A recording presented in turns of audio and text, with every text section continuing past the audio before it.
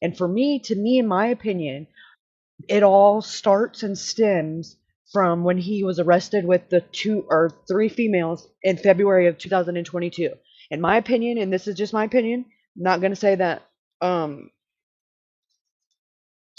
Ash okay, she does. But still, it regardless, it's my opinion and I think it's important to highlight this so that you can go into the way that things play out with this in the back of your mind and see if you see if you just if you your perspective changes because I don't know. I don't want to like lead you guys on. Form your own opinion. Do your own research. Form your own opinions. However, um, I believe that this arrest was, if not a complete setup to begin with, I think that uh, Dalton came and got whatever Alex didn't get arrested with because I feel like maybe he had something on him that the police didn't find. And I think that Dalton came and got it and was supposed to like hold on to it. And I think he held on to it like the junky great friend that he is and and did it all or however. And then when Alex got out, I think that's what he was coming there to find. Was he was looking for Dalton and or where's my money, whatever. This is all just speculation in my opinion. Disclaimer, disclaimer. And I think that Dalton was there when he showed up at Chucky's. I think he got Dalton's number from Chucky. Chucky probably told him he wasn't there. And I think something went down along those lines pertaining to that. And or maybe even Dalton lied and told Chucky that Alex was a snitch or that Alex ripped him off and had Chucky thinking some messed up things. And I think that the Christina girl plays a role because she got arrested with Alex and the same day she got released, Alex got released, except she got out like 2 hours before Alex and she went straight over to Chucky's house and then left Chucky's house and went to rehab, allegedly. And that's just, pure coincidence. So, what I'm about to play here is the arresting officer that arrested them actually called them, and the rest is self explanatory.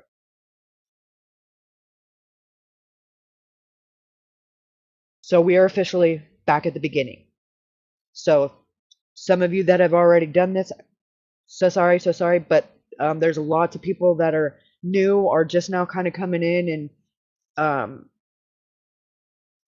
I just anybody that wants to know about it, I don't mind. I'll go back to the beginning 50, 70, 11 million times if people are wanting to listen. So doesn't whatever.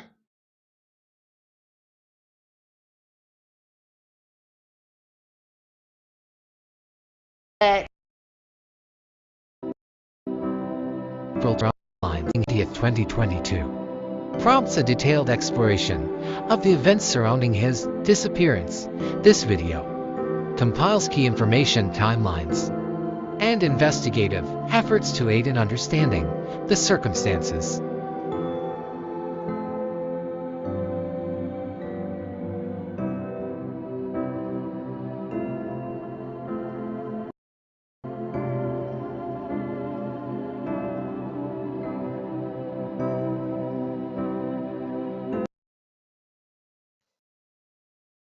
Shut up, pipe. Don't tell me what freaking to do. I don't care if you say hi. Say it 5 more times. Say hi. Bye. Just kidding.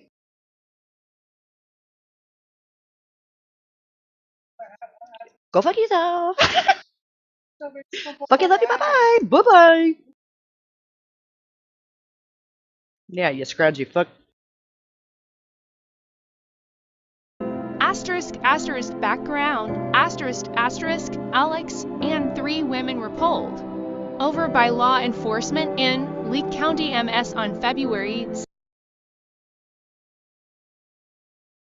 16, 2020. Alex had an outstanding warrant and was held for Hinds County authorities. He was in police custody from that day until he was released on April 20th, 2022.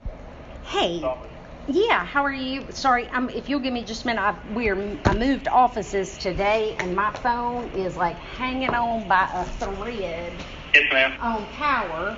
But give me just 1 second, if you would. I'm gonna grab my charger and plug it in real quick. And thank you for giving me a call back. And I'm not sure how much of the message you got on who I am and what I'm calling about. But my name is Ashley Martin, and my son, Robert Alexander Easterling, was arrested back on February 16th, of last year, right there in Carthage, 654 Rosewood, whatnot, with 3 females. And the 3 females I know are very well known to y'all. Yes, ma'am. And I don't know how much you can tell me. I don't know if I need to make a formal request, but Alex has been missing since he was released from Holmes County Jail on April the 20th. Right. He went back up to Holmes County and has been missing ever since. And I don't know how your feelings about Holmes County Sheriff's Department. I have a huge appreciation for law enforcement, but that department, I understand. Anyway, so we're basically doing everything on our own, and we're 286 days in, and I've, nothing. Yes, ma'am. But one of the people he was arrested with that day, Christina Kimball, that's married to the 70-year-old man. Anyway, she was at that same location that my son went missing from the same day, about 2 hours prior. My gut through Holmes County or in here? Oh no, Christina was released on April the 20th from jail as well. She and her husband Paul were at the 138 Stockyard Road where my son disappeared in Holmes County. They were there that day about 2 hours before my son got there and disappeared. And my gut says that arrest had something to do with it. And we've gotten some leads that are pretty, reliable. I am working with Tony Dunn with the MBI, but he can only do so much without that even being his case.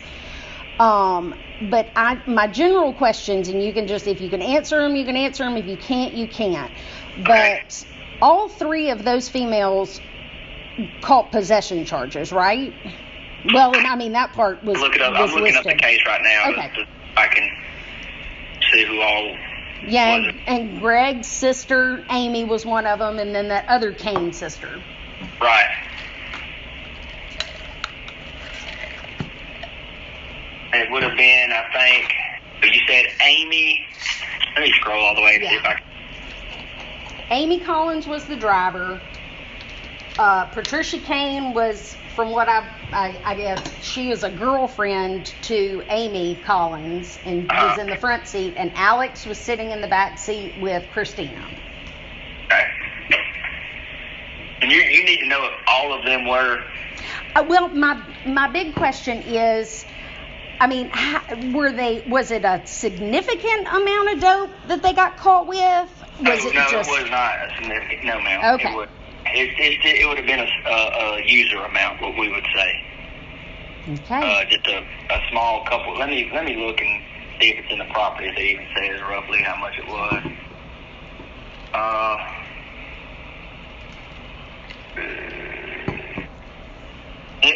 I think it was going to have been a small amount of several different drugs from what I'm looking at right now. All right. Okay, it says they found some meth. I'm trying to look real quick and see if I can find a rough weight. It's probably not going to be in here because we generally don't put that. Yeah, it just says one. They genuinely don't put the weight of the drugs that how do you do it? How do you present it in court if you don't know how much he weighs? How do you charge them if you don't have a weight? It's asinine. It would have been one amount of methamphetamine. Okay. Another amount of some type of going to be like a pill. Fuck the Chiefs.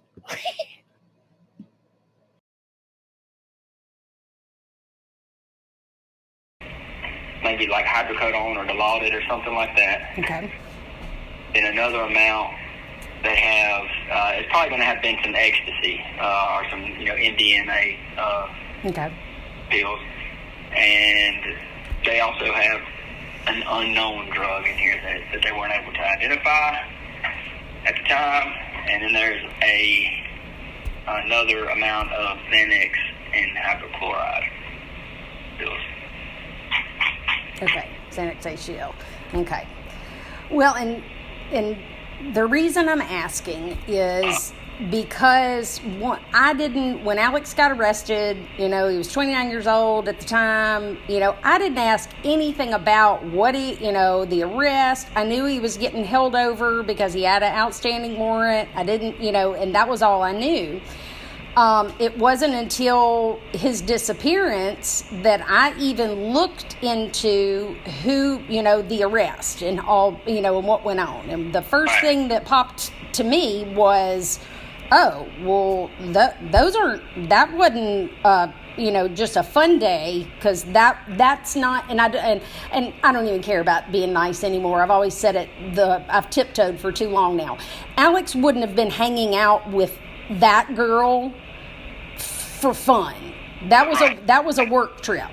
That's right. And so I was like, who are these? I don't even know these people. Well, it didn't take me long to figure out who they were.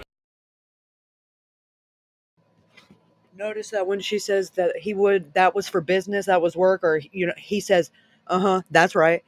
That is very telling to me as well, because most cops would just say, oh, maybe it's possible, or nothing. But to say, yeah, that's right, I feel like that's right. And what kind of history and, accessory after the fact of a girl getting killed. And Christina, I lost count at 12 of the arrests that she's gotten for possession and different things like that. But I think that there was more drugs probably in that vehicle hidden somewhere that somebody came back by later and got. And I say that because we found out at a later date after Alex went missing and all, that he left his phone. I think he had a pistol that actually belonged to my dad. He had a little like backpack that he carried around. All of those things got left in that vehicle, in Amy Kane's vehicle. And I wanted his stuff back, but evidently her parents had thrown it all out, but they kept his phone. And so I said, okay, well, I want his phone back. I want it. I want to see, I want to see the text messages on his phone. I want to know what we have the gun. Yeah, well, and my dad, I'm not worried about the gun. I mean, he can come. I don't even know what the process is to get all that. I told him we had the gun. Okay, and I thought so. Well, they had, Amy Collins got the phone and then gave it to Christina. And in May, the end of May, we hired a private investigator who helped us for a little while. And I have a recorded conversation with Paul and Christina that, basically the first half of the conversation was, oh, well, no, we didn't really know him. I mean, we saw him at the truck stop a couple of times. And by the end of the phone call, she's crying. I just hate, he was just such a good guy. And I think about him every day and just boo-hoo-hoo. But anyway, she owned up to having the phone. And supposedly they took it to Tommy's down the road from where they live. Right. Because they were trying to jailbreak it. It's the only, why else would you take it to the phone store? And so that we had that phone call on a Sunday night. Well, the very next morning at 8 o'clock when Tommy, the place opened, my dad and I were both there, and I walked in and said, here's the IMEI number. This is my son's phone. It was stolen. I want it back. And, you know, and I got the whole runaround. Well, I can't look. I was like, well, I'll sit right here until you find it. You know, and like 3 hours went by. And finally, they were like, well, we can't find it. And so I was like, all right, well, I didn't lead with this because I was going to give you the benefit of the doubt. I was like, but this phone belongs to an active missing person. Yeah. Here's my contact number. Take a little bit longer to try and find it, because if you can't find it and give it back to me, an agent from MBI is going to be here tomorrow, and he'll look through everything in that back room and he'll find it. Right. So give me a call. Well, that's the night that Tommy's got broken into. Yeah. That very night, I gave that tip to Holmes County. I just feel like those two people need to be interviewed, questioned, whatever. But the simple fact that they didn't have much drugs on them tells me that it tells me a lot. That it wasn't, that it was hidden somewhere and it wasn't found, and they had somebody come back later and pick it up. And I have a feeling I even know who that is. Okay. Because he was arrested, and this is all going on. I should be a detective after all this stuff. That Jerome Fuller, he was arrested in Natala County, July-ish. I saw the article come out. I love that Breezy News posts everybody's arrest. But prior to Alex Googling the address for 654 Rosewood, they looked up the address that man lived at. I mean, I just feel like it's all tied together, and I don't know who to call. I just want my son back. I just want to know where he is so we can move on. You know. Who is it with MDI that you've been talking to? Tony Dunn. And, you know, and he's done as much as he can, but he got moved over to internal affairs for a little while, and now he's having to work out of state for a little bit. And, you know, Holmes County is its own little monster that nobody seems to want to dip their toe in, because everybody knows what's going on, but nobody wants to touch it. Yeah. Have you tried to talk to anybody at the Attorney General's office? Oh, yes. I'm not supposed to talk about it too much, but yes. Clint Hatch, and there's another guy. Yeah, Clint's from here. Yeah. Yeah. He's on it, but he made it very clear to me, we are not looking into your son's missing persons case. We are looking into the other side of it, and probably the reason behind why nobody's looking for it. Yeah, the Holmes County, which if that's figured out, the rest of it will get figured out. Right. You know, but I'm just, you know, I mean, we're at 9 months now, and I'm finding out, you know, I knew my son had issue, you know, the addiction and all the excuse my language, the shitty lifestyle that goes along with it, and the things that you do, but it doesn't mean that he deserved this. Oh, no, ma'am. And I know I don't mean that, but it's just, you know, I feel like that's the kickback that I've gotten from Holmes County. That, well, you know, and the simple fact that I didn't know who the hell D. Edward Anderson was, and Chucky, or whatever they call him, that he's the dope dealer for the whole county, but everybody at the Holmes County Sheriff's Department did. Yeah. And he is a convicted felon on active probation, and I can't even, and you probably know Andy Ledbetter too, I'm like, Andy, seriously, you can go there anytime for any reason. He's like, well, no, not really anymore. He's paid all his fines, and he hadn't, had a hot test, so, there's not a lot we can do. And I'm like, well, that's horse crap. Yeah, that's not. If he's on MDOC papers, they can do a house check at any time. Right. They come here and do it all at the time. any time.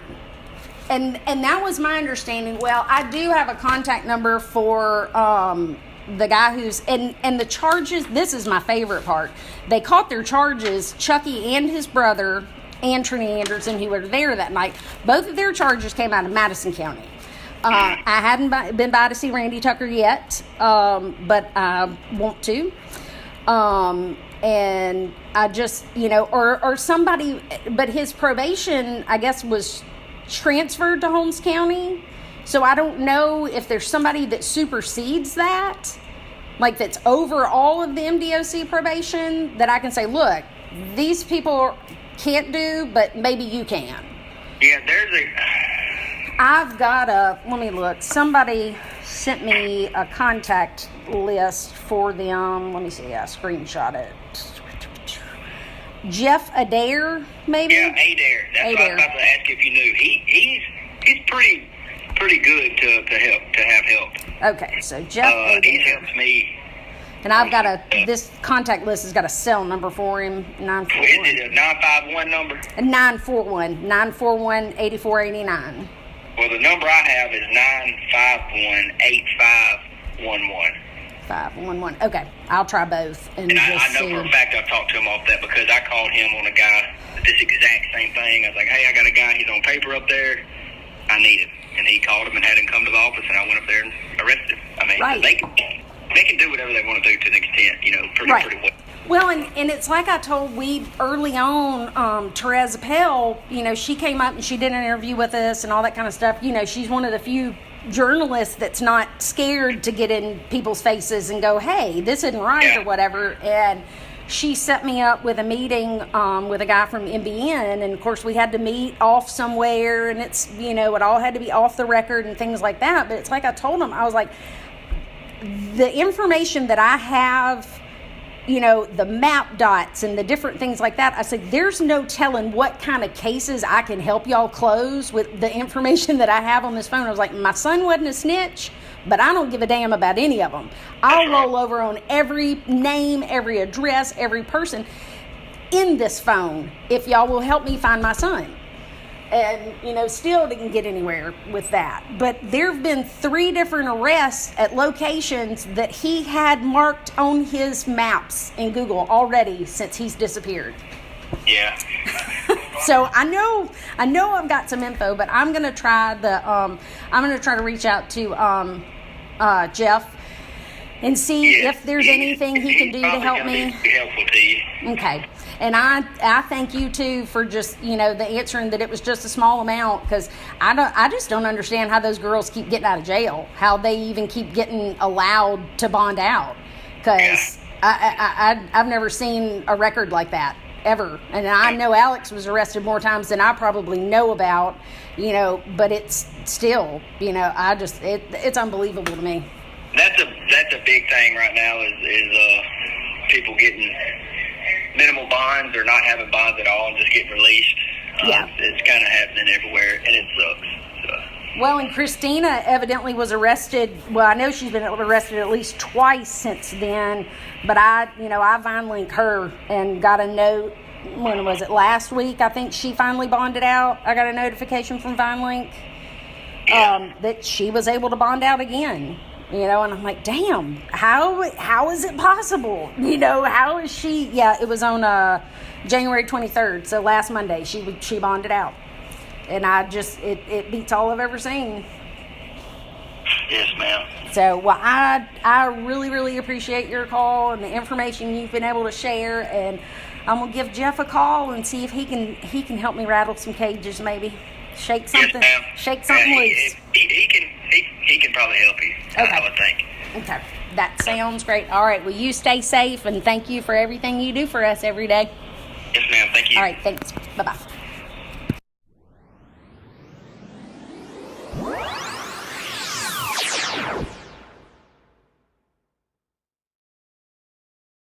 Chronological timeline: wed April 20th, 2022.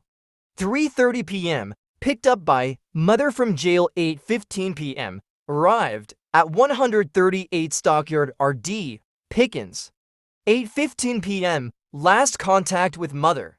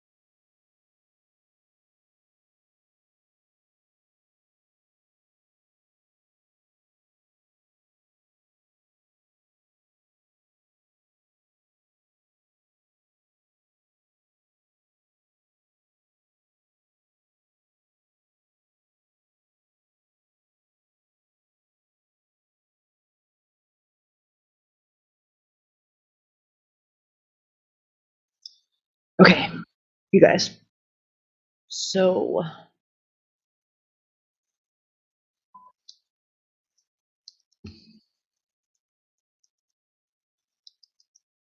I have notes in like a structure, so this is gonna be, fingers crossed, a little smoother than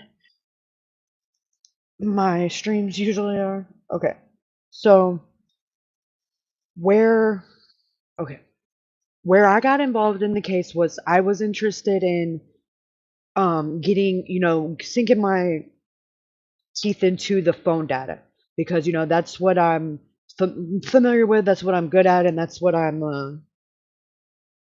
I'm just I'm so I kind of started out with getting little bit by little bit, and as I got it I would kind of dive into it. Well then, you know Ashley just sent me the whole file of Alex's metadata, and I mean it was like 900 and something pages, so it was like whole, I was intrigued by the challenge, but oh man, I mean there was at one point I'm quite certain like I was saying latitudes and longitudes like in my sleep. There's no way I wasn't. I mean, if I had there was I was eat, sleep, drink in front of my computer, my phone. I mean, so many notebooks and stuff. Oh, it was a mess. Like it was a whole mess. And slowly but surely, it started getting. We just kind of started breaking it down and making it make sense, because when you get the metadata from the Google takeout, the way that it uh exports the data is almost like encrypted. Well, actually it is encrypted to the everyday person, because it's just a bunch of code and symbols and letters, and it makes absolutely no sense. However, if you start like uh deciphering it, and it tells a story, and it's very, very interesting, because me and Ashley had two completely different ways of going about doing our investigation and breaking it down. And we went our own separate ways, didn't like work together, and came back and compared notes after we were done. And even though our processes were different, we still got the same exact result. And that matters, because with stuff like that, there's so much room for error. I mean, especially when you're doing tedious, like little latitude, longitude, you can get one number wrong and it messes everything up. And it lined up perfectly. I mean, to the T. So there's no tiptoeing around the phone data. And I can't stress this enough. Um, Phones don't lie, people do. Kovac, that's what he said about. Anyways, so yes, I'm gonna keep it going. I wanna stop it and play it so that you guys can get an understanding of it as it's happening. Because I didn't realize that so many of you were like had no idea, what was what. So I know if I were to send you on a scavenger hunt and be like, go watch my playlist I have with Alex, like you probably wouldn't know where to start. So, um, oh, and twin mama, guess what? You're my new cousin now. We're the Whitakers, don't you know? We got a video on Rumble. So cute. No, really, don't go look at it. I mean, look at it, but not right now, because it's really disappointing. It's only like 40 seconds, and it's really dumb. But hey, girl, cousin, you got Bark around here if you gonna fit in around these parts. Just saying. So, okay, let me get my other notes. Man, I'm a sticky note. Okay, so this is a chronological timeline from Wednesday, April the 20th of 2022. At about 3:30 p.m., Alex was picked up from jail by his mother. He did about 60 days in, maybe 62 days. He went in, I think, on February the 16th, and he was released on April the 20th. Okay. So that day consisted of Ashley taking him to the courthouse so that he can sign his pre-trial release papers, or the pre-whatever, whatever. He had to sign papers. They left there and went to Walmart to get him a new phone and some stuff. And then they went to the house, Ashley's house, and had family time and ate dinner. And then about 7:30 ish, Ashley headed out to take him home because he wanted to go to his place in Pickens. against, and Ashley didn't want him to go, but like she says, at the end of the day, he's 30 years old, and if that's what he wanted to do, he was going regardless, and at least her taking him, she had, she knew where to start as far as that goes, but just wanted to put that into perspective. Okay, so at 8:15 p.m., Alex arrived at 138 Stockyard Road in Pickens. At 8:15 p.m. was his last contact with Ashley. Okay, now this is really hard to explain, and I have notes because I'm trying to do it the best I can without saying this is just a bunch of highway robbery bullshiza, because that's what it is. But the way that this security footage was obtained, the way that it was presented, and the way that it just, all of it, is so obvious that it's been messed with, tampered with, whatever you want to call it. And it frustrates me because when there's a level of brazenness to that degree and just in your face, like, I don't care what you think but what are you going to do about it type deal. It's like, it irks my soul. So the footage was presented to Ashley one time, or her and her family one time. She had to go up to the police station to see it. It was not done in a professional manner. She wasn't allowed to, like, oh, here, you want to look at it and watch it all the way play through. It was chopped up into like little clips and screenshots, and they only let her see what they wanted her to see. But they let Chucky come in and see it 2 days prior to Ashley and her family getting to see it, and then they returned the fucking DVR back to him before Ashley even got a chance to see it. So keep that in your mind as a little back thought, and see, like, if there's, at this point, it's more than just lack of resources. It's more than just lazy police work. It is absolutely, in my opinion, and this is only my opinion, 110%. Uh, it seems like he benefits more, and I say he being the sheriff, to protect the one peddling poison than the victims that are being affected by it. And I'm just being honest. I'm entitled to my opinion, and it is not being influenced by anybody. This is my own opinion. Please do your own research, form your own opinion. Blah blah blah. Sorry, you guys. If we were on Rumble, I wouldn't have to do that. But so the way that I did this was because there was a bunch of clips that were all out of order, the way that the lieutenant presented them, and she just kept clicking them, and then she let them play, and you couldn't figure out what was what. So I took it upon myself to, I've watched it like an unnatural amount of times, slowed it up, speed it down, whatever. Well, I got the thought to, like, okay, let me put some structure to this because it's a clusterfuck. Excuse my language, but it just is. And I started like screenshotting it minute for minute and moving them around so they were in order. So instead of there being one at 8:13 and then the next one's at 9:46 and then it jumps back to 8:46 and then it jumps to 10, I, to the best of my ability, have them in order. Now, they may not be videos. They'll jump from videos to screenshots because that's all that I have to work with, but they are at least in chronological order to the best that I have the ability to do. And it was a pain in the ass. And I'm not going to say it flows and makes sense, because when you have gaps like this does, there's no way to make it make sense. There's too much missing. There's too much crucial parts missing. So I just wanted to kind of say all that before, because I don't want y'all to think that I would just be okay with this being this much of a clusterfuck and being all right with it. Trust me, I want to make this make sense. Oh my God, probably worse than anybody here right now. But it just can't. I mean, not with this. I mean, I can make it make sense and say that it was. I digress. So right now, this first clip, whatever, I don't even know if it's going to be a video or what, because it's been a while. But however, it's at 8:13 p.m. That's important because at 8:14, I think 8:15, between 8:14 and 8:15 is when Ashley pulls off and is after dropping Alex off. So I think it's interesting, very interesting to see who was there the minutes leading up to Alex getting there and the minutes after.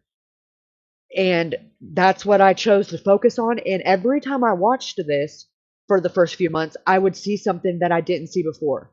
So it's crazy. I'm just gonna warn y'all, like some of it is like super obvious that it's they didn't even try to be good at editing, they don't care if it's just very bad, very bad quality. Like I could do better on Photoshop. It's just they didn't try because in my opinion they don't think nobody's going to do anything about it. Why would they have to try?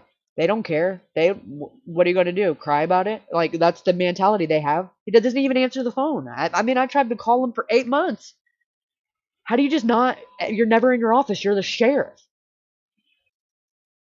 Okay, buffoon. Who's my mother? Whose mother? You're my mom? Okay.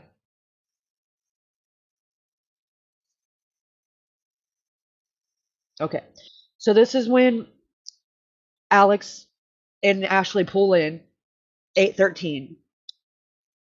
And I'll stop this as it goes and I'll with my mouse. Can you see my mouse when I do this? Hold on. No, you can't. Lovely. Okay. So I'll just have to be very descriptive with oh yeah, you can. Sorry. So sorry. So I'll show you with the mouse.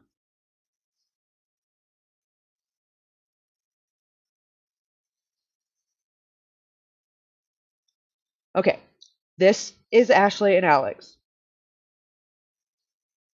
pulling in. She's gonna pull and turn around that way. They're both gonna get out. Alex is gonna come around and she's gonna give him a hug and all that, and then it pulls in and leaves. Um, just whoa, that escalated quickly. You don't sound like you're old enough to be my dad, Pipsqueak. Sorry, stop distracting me. God, something was right. I'm just, I'm sorry. Oh, that I regretted that as soon as I said it. That wasn't even funny. It sound made myself throw up. Okay, so now we are at 8:27 p.m. Okay, so do the math from 8:13 to 8:27 is what? Like I'm asking because I don't know. I'm just kidding. Pop quiz. Come on. No, it's ow. Fast Eddie. Yes. In the darkest reviews. Alex wasn't a dumb guy and very street smart. He knew everything. He knew something was up. He was outnumbered and feeling trapped. Damn. Now that is what being a Whittaker would do. She don't even know I am her mother. Stop it. Quiet before I ground you. Yes, sir.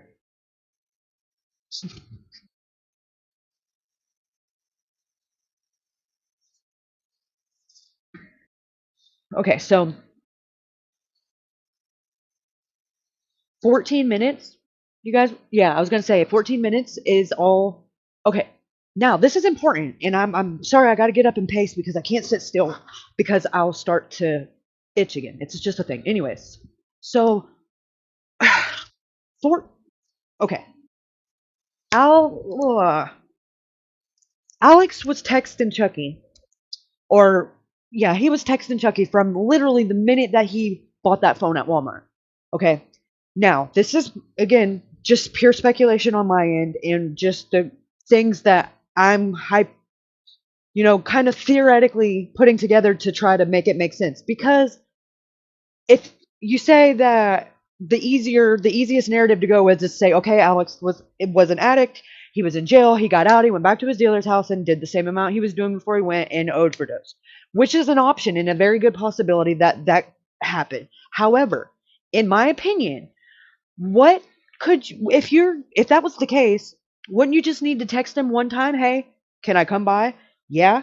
Like to be texting back and forth for hours leading up to you getting there just seems a little bit more than I'm coming to get a fix. Now, I also want to add that, like Cousin said, Alex was no idiot. He knew that he could have got dropped off at the gas station. He could have got dropped off at his house. He could have got dropped off at the end of the road. He had his mom take him all the way through the gate so that she could see. And then when she asked him where they were at. She gave him the first name, last name, not his nickname, like his government name. And I, in my opinion, don't think that if he was going to get high, he would have armed his mom with that information. He wouldn't have had his mama drop him off at the dope man's house if that's what he was going there to do. Because she came up in there like a damn wrecking ball. Up in that thing, she'd have been up in there sideways. Just because Alex was an addict, but he never lost complete sight of his morals. He was still respectful. He didn't disrespect his grandparents and bring the stuff around them, and he didn't the same with his mom and his stepdad. He stayed gone a lot for that very reason, because he wasn't bringing it around his family and didn't really want to be high around them because he knew that they would know. It just so I don't, in my gut, think that that was the case. I think that he knew, like, had a hunch that something could have possibly went down. I think that the way that Ashley describes him and the way that she talks about him having integrity, and he wouldn't have ran from it regardless, even if he knew it was going to be bad, because why run and have to look over your shoulder? Just deal with it, and I mean, and take it for what it is. That's the mentality that he would have had.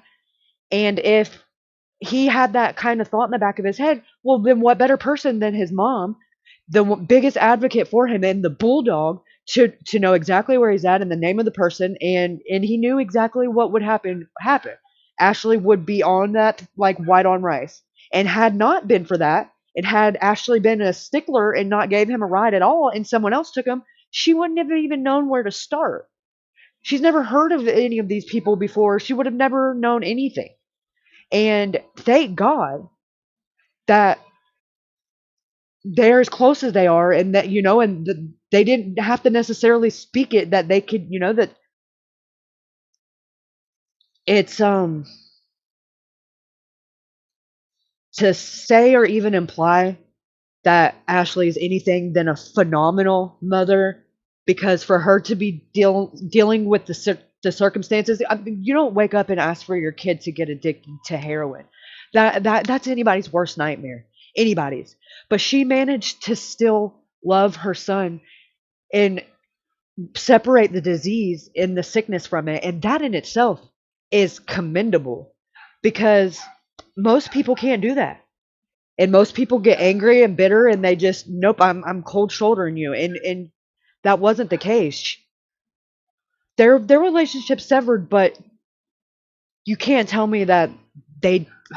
If you just hear her talk about him, that's just, it just breaks your heart, because she would have given her life in a heartbeat had she been asked and given the choice.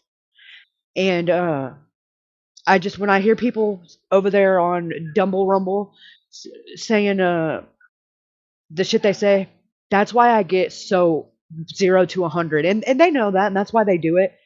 But it really just chaps my ass, because it I don't know the pain that she's experiencing, but I try to imagine it, and it brings me to my knees on my strongest days. So why would you want to add to that? You just got to be a douchebag, a real douchebag, and there's a lot of them out there. Fuck you, crack shady. Moving on. All right. Okay. So, ow, ow, ow, ow. Okay, let's push play.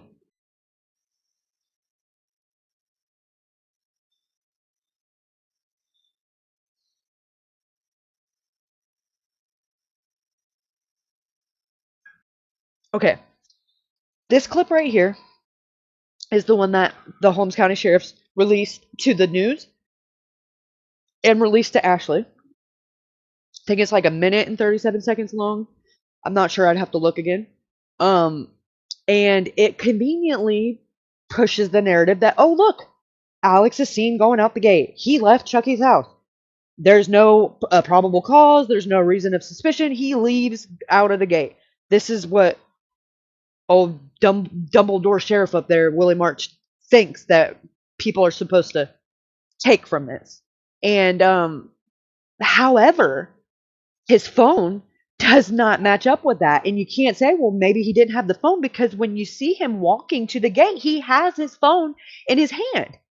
So when he went out the gate, he had his phone. Now, if someone had it after that went outside the gate, it's very possible. I want to know what happened outside of that gate. However, I don't think just because he went outside of that gate that it makes Chucky any less of suspicious, in my opinion, almost more. Because conveniently, a motion camera just stops recording when there's active motion. Wouldn't that defeat the purpose of what a security camera is supposed to do? You got someone breaking into your house and it just stops recording midway while they're breaking into your house? That's bullshit if I've ever heard it. It should be continuous. And listen, what dope dealer is got motion detected cameras? That shit is 24/7 actively recording. There's no way he's moving weight like that and doesn't have it wired for sound and know anytime anybody's coming on that property. No fucking way. Especially in Mississippi, because he's not worried about the police, but they rob it and beat it. It's like the freaking Wild Wild West out there. So he's not going to be caught slipping. And I don't care what he says. I don't care what he says. I know better. I may not, allegedly, have been to a trap house or two. I know all about the chicken channel. You're not going to convince me of something that I just know. And they're a dime a dozen. It's no different in Florida to Mississippi. It's the name of the game. And unfortunately, I've never played it, but I know the cheat codes, if that makes sense. Like, put me in, coach, except I don't want to be put in. I just like, oh man, I guess. Anyways, I mean, if I ever decide I want to be El Chapo, I'll be all right. I got it for the look. I look real good today. Thanks a lot. All right, so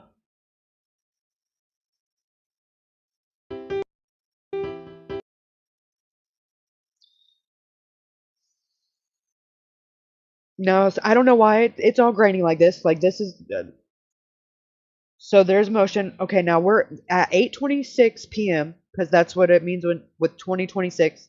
Okay, there's a car here that supposedly has a mother picking up her teenage or underage son that's friends with Mammy's son, which is Chucky's wife, so Chucky's stepson. Okay, and cousin, I can't say it right now. Oh, I'll remind me to text you. You, anyways, moving on. Oh, and notice this says camera 2. So if nothing else, Ashley seen 4 when she was there the day that she was there. But if nothing else, if we just want to humor this, there's at least 2. Where's 1? This is all that there was. So I digress. So these, I'm assuming one of these boys are Mammy's son, and then maybe both of them, or a cousin. And then this other boy name is Mike, and he's supposedly friends with Mammy, or not supposedly, he's friends with Mammy's son, and supposedly this is his mother picking him up, and she, according to Sheriff March, did not see Alex at all, which whenever I play this video and you see the way that this plays out, it would have been less suspicious if she just said, oh yeah, I seen him leave, but the fact that she's doubling down on she didn't see him at all, it's not possible. Not possible. He was literally in her only she'd have had to been looking behind her and drive. There's no way she didn't see him. And it's super suspicious for me for her to say that, because there's no way she didn't. She might not have known it was him, but she did not. Stop. Hush. Okay. Hush.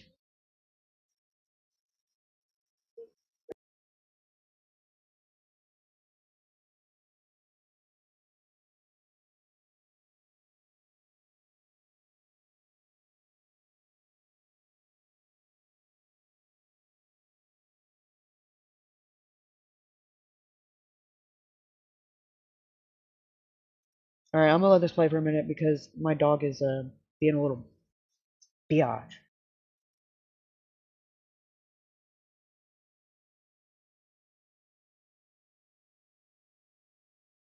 Before I do that, I want you guys to pay attention to what they're doing, because I still don't know what they're doing. They start out over here in this truck, And then they go over to this car over here. Oh, hold on, y'all. I can't see my mouse. They start over here in this truck, and then they come over here to this car right here. And then one of them sits in the driver's seat, and then the other two go to the trunk, and they're digging around in the trunk. This one gets something out, like a book bag or something, gets it out of the trunk and puts it in the back seat, and then gets in the car and leaves. And then the other two walk back towards the house.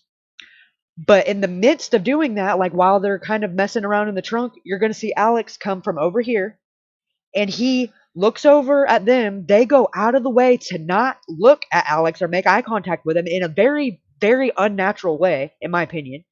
Alex goes out of the way to not walk past them at all and hits the fence line and goes way out of the way and then goes out that way. So I just wanted y'all to know what y'all are watching for, and then so that y'all can see it, just because for people that haven't seen it, they're like, oh, wait, it's just to avoid having to rewind it 50,000 times. But I mean, I will if you guys want to. I'm not saying that's a problem. I'm just trying to do my part for the people that are new. And the people that aren't, I'm sorry that you have to hear this again. But in all reality, it's probably something you haven't heard me say before, because every time I come back, something's new or different, or that I didn't say before. So bear with me.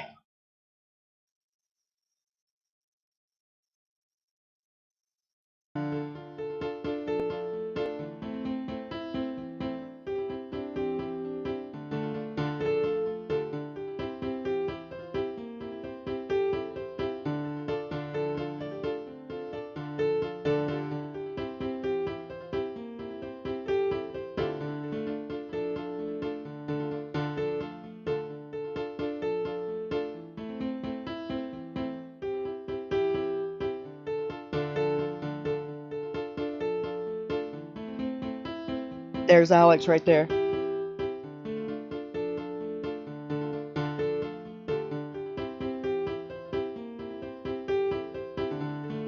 Okay, now I'm going to back this up, because in my opinion, okay, now keep in mind, he's only been there 14 minutes. Whatever he's done has only been 14 minutes. So either he's came there and did not, and in my opinion, if you pay attention, his shoulders are slouched. He looks mad or disappointed, or, like he doesn't look like he's, hopping and skipping to go do, whatever, however he did his drug of choice. There was no pep in his step. And in all reality, like 14 minutes, I mean, even for a seasoned drug dealer like Chucky, that's a law. He never went in the house. His phone can confirm that. He never went further than the porch. And I just don't see that happening like that. And he didn't have any money. The most he could have had was if he bought a pack of cigarettes at the store and had the change from it, he might have had like $11 or $12. Or worst case scenario, he didn't buy the pack of cigarettes and lied to his mom, and then he had the whole $20 bill. But still, I mean, $20 isn't breaking the bank unless it's laced with something else. But I just feel like if that was the case, when he wanted to stay and do it, like, where's he going to go do it? Do it on the side of the road? Or we're supposed to believe that he goes and does it at the end of the driveway and just he's out of jail. He doesn't have paraphernalia with him or anything like that. So how would he do it?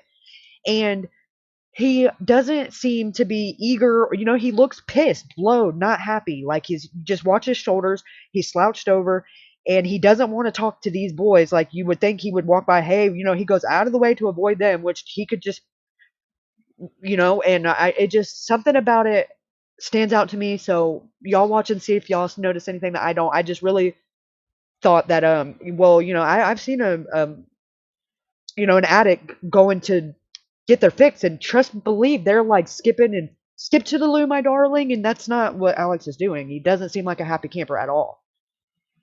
Like, maybe he was asking for Dalton, and Chucky said Dalton's not here, and Dalton's really hiding in the house, and Chucky says here, gives him his phone number, because Alex didn't have any phone numbers because he just got that phone. And when Alex gets to the end of the gate, he calls Dalton, and Dalton is already out there. I mean, in my opinion, that's what I think happened. I think he was waiting, or someone else was, and I think he was looking for Dalton, because I think Dalton got over on him while he was in jail. He trusted him and texted him as he was getting arrested and thought that he would have something to come home to, or at least the money. And he had a bad reputation and was broke, and Dalton was wearing his fucking shoes, for Christ's sake. He's a piece of shit. And they've been friends since middle school.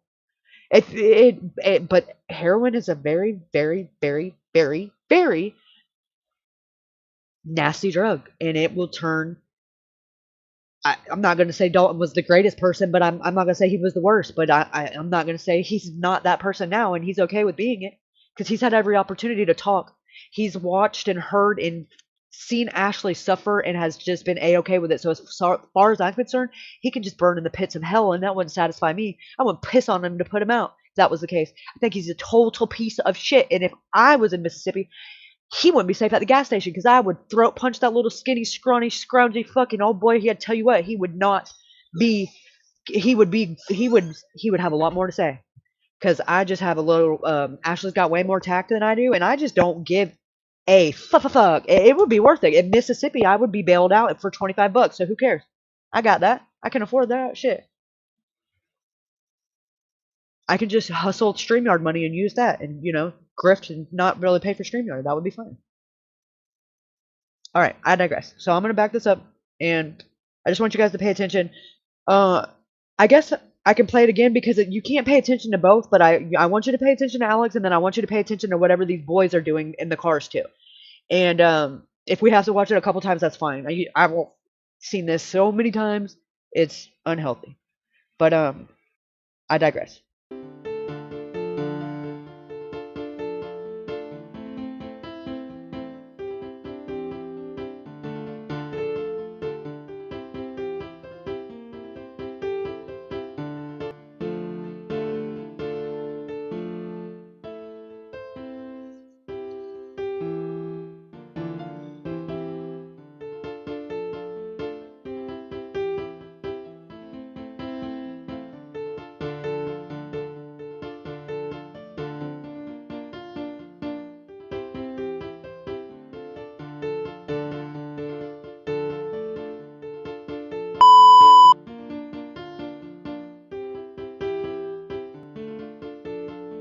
Okay, so what you're about to see here is the same clip that I just played, unedited in the way that it came from the Holmes County Sheriff's Department in entirety.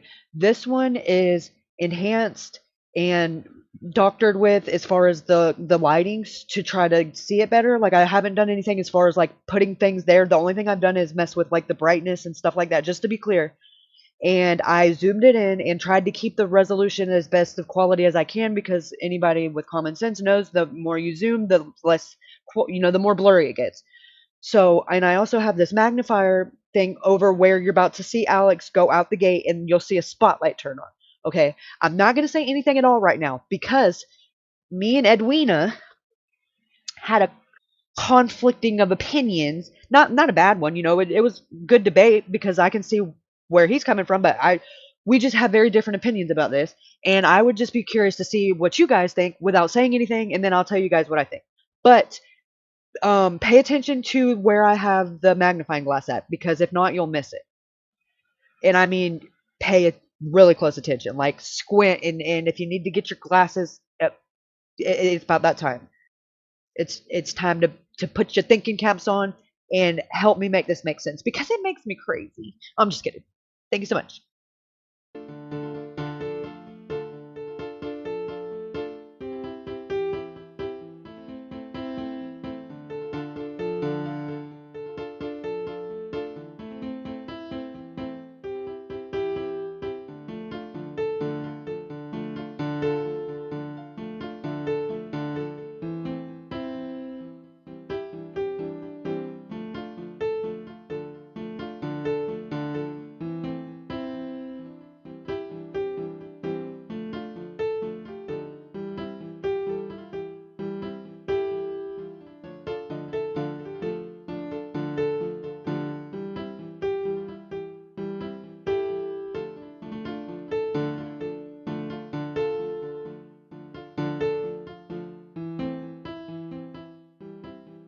No,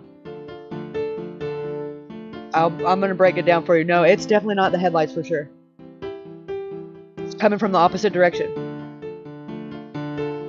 and it's not getting brighter, and it's not a consistent light that's getting brighter and brighter. It's a one flash.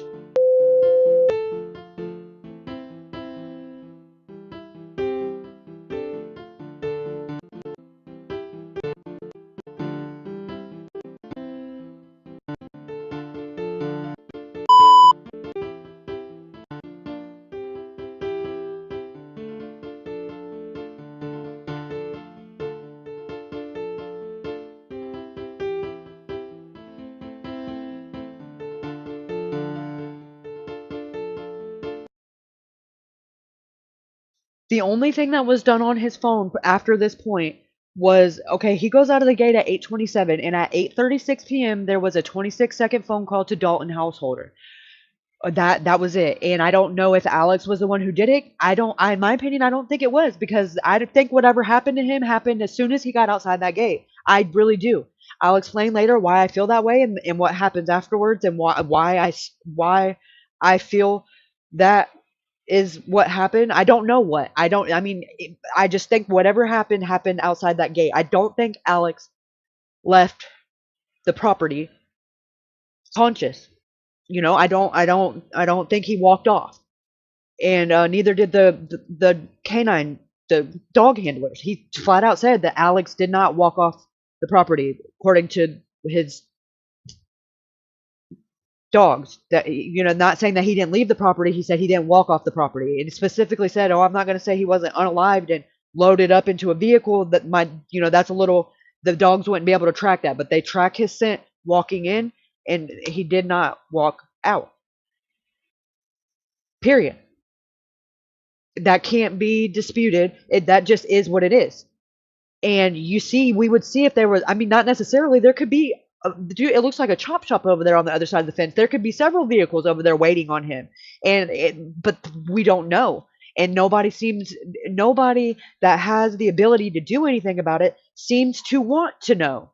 They would rather just not know and play dumb and say, "Oh, well, what do you want me to do?" Well, I mean, if you get a notebook, I can tell you fucking 10 things right now. I mean, what do you mean? Don't fucking, what do you want me to do? Are you asking genuinely? Like, because I can do it for you. Just get the fuck out of the way. And Ashley's had other agencies wanting to help since came about. But other agencies can't just come in and take over. They have to be invited, and they have to be asked, and they won't do that. So it's very, it's the most frustrating thing I've ever experienced in my life, because they've never seen so much evidence and so much clarity into something happening, and to just not be able to do anything about it. Like, dude, Grady would be all over this shit. Are you kidding me? Chucky would be like probably in a bobblehead, and like all over the freaking whatever he calls it, the Brady round. I don't know. In other words, there would be no overlooking it. You're not gonna tell me that Grady knows that there's a heroin dealer that's dealing heroin that has fentanyl laced in it, and people are dying, and he's just letting it happen. It's just not gonna happen here. And thank God I'm blessed to have that. But it just hurts my heart that everybody don't, or specifically that Ashley doesn't, because I feel like everybody should have that. It should just be standard. It shouldn't, that shouldn't be rare. It should just be the way that a sheriff conducts himself in his county. And Holmes County is almost like a third world country compared to where I'm at. Like, when I deep dove into it, it made me sick the first month, because I had no idea that a place like that was even possible. When I spoke with one of the locals around there, I won't name that. When they explained to me about the prison, I just cried like, it is. I couldn't imagine. I wouldn't even drive through there with my windows down. Like, no freaking way that you can have any peace of mind and feel safe in that place. This, between the crime and just the out of control everything, and then the corruption, it's fucked. It's fucked. Yeah, I'm going to. Don't rush me, woman. I'm just kidding.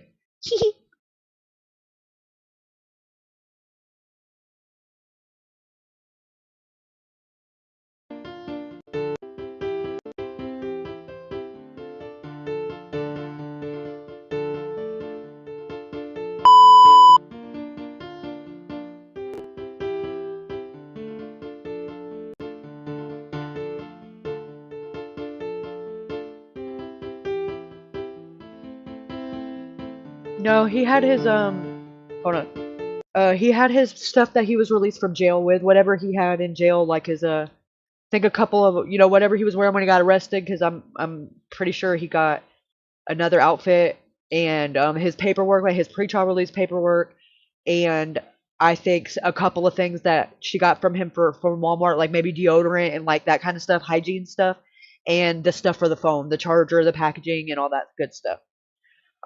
Yeah.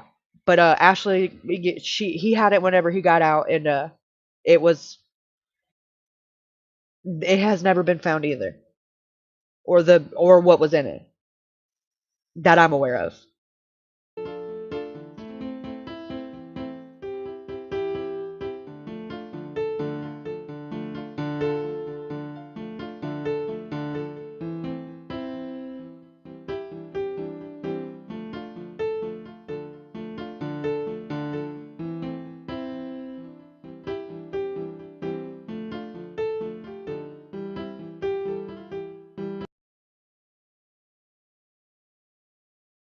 That See, that's an interesting thought, Ellen, because um I started out really, really hard on no, that's got to be a muzzle flash, but me and Puff were doing some deep diving on it, like, and there at that time there is right like maybe 50 yards or so outside of the gate. There's a semi parked there, and the semi has a reflective mirror on the front.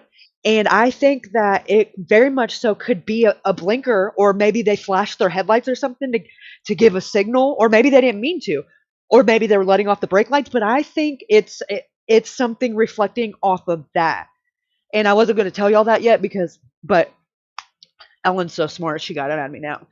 But because and that and I don't really know which one I'm leaning more towards, because if you look at it in slow motion, and I have another clip that's going to play, I think a couple clips after this, where I break it down in slow motion and I back it up, and it almost looks like you can see Alex like raising his arm up, going over the gate, and it's just, you know what?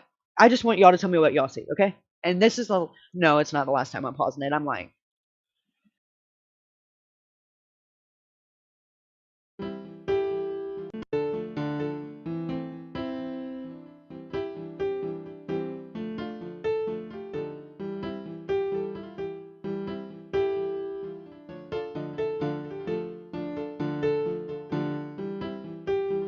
Alice, that's what I think. That's what I think, and that's what my husband thinks too, because he said it looks like his arm goes up over the fence, and you can see like the bag or whatever swing in his hand, and you can see some kind of like shadow or some kind of light go over the fence, and it almost looks like you can see him go down. But I don't know if I'm just convincing myself of that because I want to see something so bad. But my husband has no bone in the fight, and he's seen that, and now he's the one that said that he thought it looked like a muzzle flash, and then I kind of convinced myself I did too. And but I at that time I had not been aware of the mirror that's on the semi right there. But still, that has to be something reflecting it from the other side, because the mirror would have been eh, facing out, out where, going away from the driveway. So the car pulling out from closer to Chucky's house wouldn't have had a chance to reflect on it yet. So that means there had to have, at least if nothing else, been a vehicle sitting over there and idle. And it's very important that I mention that, because later in the video we're going to talk about Alex telling Ashley that was Chucky's brother. When they pulled in, there was a car sitting on the opposite side of the driveway, like facing the wrong way, with the car running, like they were waiting on somebody. And she said, "Who's that?" He said, "Oh, that's Chucky's brother. Don't worry about him." Who's to say that he wasn't still sitting there? Because it was only 14 minutes that Alex was there. That's nothing. He could have drove around and hit the dang block and came back, or he could have been sitting there and all them junk cars blending right in and would have had the vantage point. Alex would have never seen it coming, and they could have, jumped on him as soon as he got outside of that gate. That's what I think. I don't know if it was necessarily a pew pew, or if it was just, with whatever, but I don't think that Alex went much further than outside of that gate, in my opinion. And I don't think that it was him that called Dalton on that 26-second phone call. I think that whatever happened to him had already happened to him by 8:36, because when he went out the gate, it was 8:27. His Google timeline data on his phone detected tilting at 100% accuracy at 8:31 p.m. and 8:33 p.m. And for it to do that, that means the phone had to have gone from a completely upright position to vertical. It's flat. So that would mean, he would have the phone at least. I can't say I wasn't there. I don't know if he still had the phone, but we know it was in his hand when he went out the gate. So whatever it was 8:27. So 6 minutes, 5 minutes after he goes out of the gate, the phone goes flat. Okay, and then 5 minutes after that, the phone call, 26-second phone call goes to Dalton's phone. Like maybe, hey, you better come clean this up, or I don't think it was Alex. I could be wrong, but I don't think it was Alex.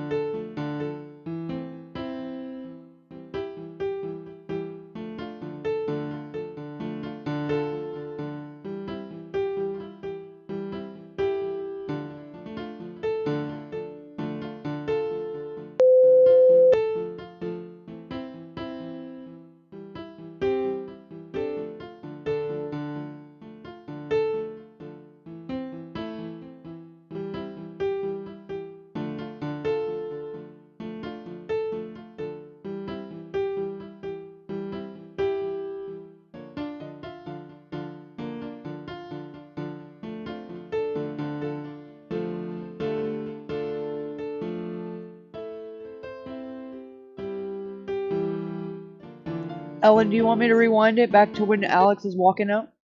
I'm sorry, I didn't see it. I don't mind.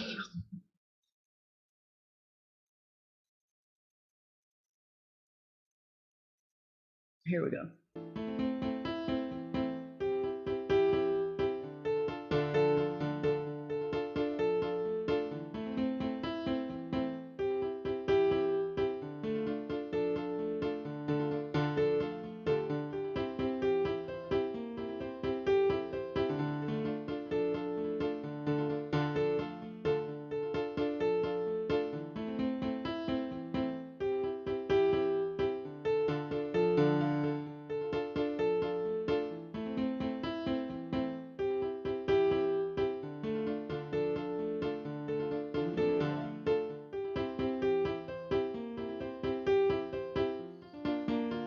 Now, the mother driving this car tells Sheriff March she didn't see Alex. She didn't see him walking out the gate. She didn't see him at all. She didn't see him. That's not possible. Not possible. If so, then you shouldn't be on the roads because you are. If you don't pay attention, you're not a safe driver on the road. Are you kidding me? How did you not see him? No way. Hold on. I saw two separate flashes. I did. OMG, looks like someone turned on a flashlight and you can see a reflection of someone holding it. Why did he not ask for a ride with that car? These are all very interesting questions. It didn't seem like he wanted to conversate with them at all. I mean, but they were, from what I know, they're underage. That could be a lot to do with it too, but it's still, like it seemed like he was not wanting no part in that. But he doesn't call anybody to get a ride. He doesn't text Ashley. He doesn't call Ashley. And he's not walking to his house from here. No way. Not on that road and not at dark. I mean, there's nothing but semis going up and down that road. It is dangerous and it's a walk. It's not that far drive wise, but a walk, no way. No way. I don't know what he was doing.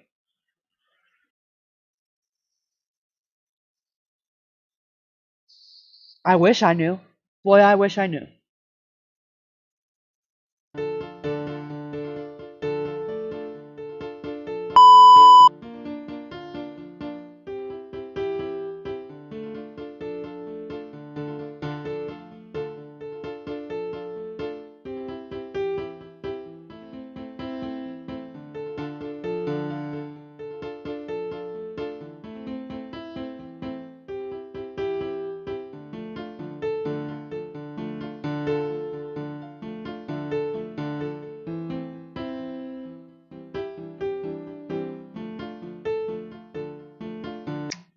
And Eddie, I can respect that, except for explain to me why it starts out over here and then it travels towards Alex. If it was these lights, it should be coming from this way, and it should be steadily getting brighter, and it should be going through these trees. Why did it start over here, and did it go towards Alex? And it wasn't like it was a gradual beam of light. It was a burst.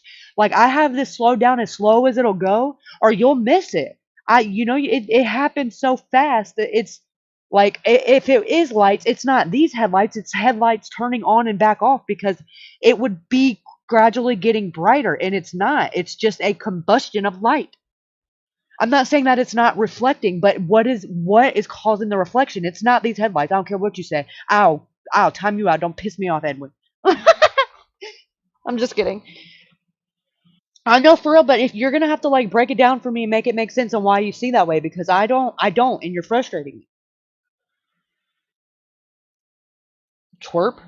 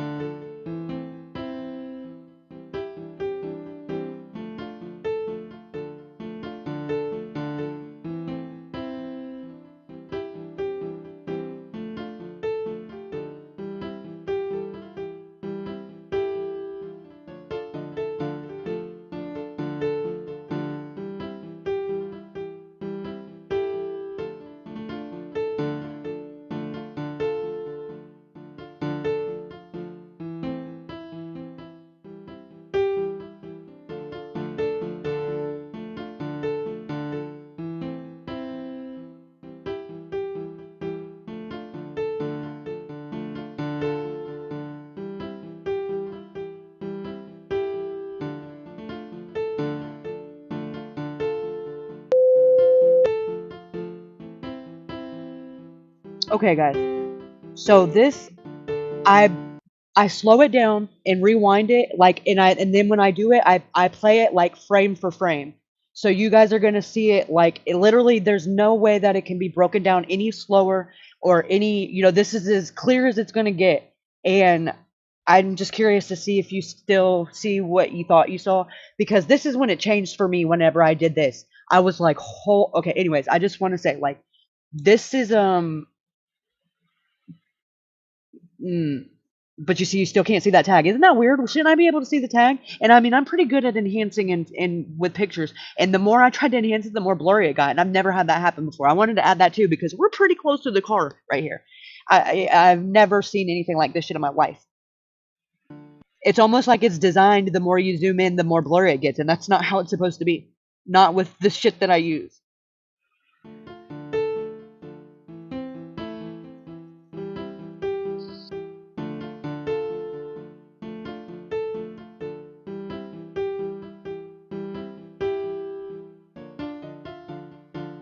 Oh, I'm glad you say that, Eddie. That's very important. I mean, I have that in my notes too. I'm getting all over the place. Okay. When Alex goes out of the gate, he turns his head and looks behind him like something gets his attention. And that, I think, is something that is very important, because why would it's not like he's just doing it casually. He jerks his head like something surprises him and gets something gets his attention. It could be an animal or something. And he's looking. Okay, and now you see where I have it paused? You're already seeing the flash starting to come about. That's not from this fucking car. No way. The car hasn't even got all the way out that angle yet. This is still the spotlight from right here when he comes up underneath it. This is the end of the other driveway, because there's still a whole nother bend in the driveway, and then it turns and goes the other way before you get to the main road. So this is right where all them junk cars and shit are at. Thank you, Eddie. Thank you. I can agree on that.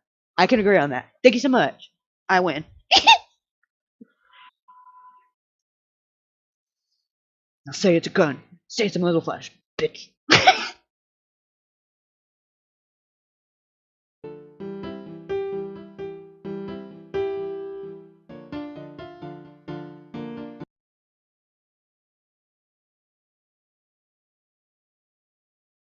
Good eye, twin mama. Thank you for saying that, because that says unequivocally at 8:27 p.m. when went out of that gate, he had his phone in his hand. So that's important too, because a lot of what we are doing here today is based off of his phone data. So I think it's really important when we can match things up and they match up, like, okay, he was walking and we know he's walking. So we know at this point, up until 8:27, he was the person or in possession of his phone. Good catch, Twin Mama. Thank you so much.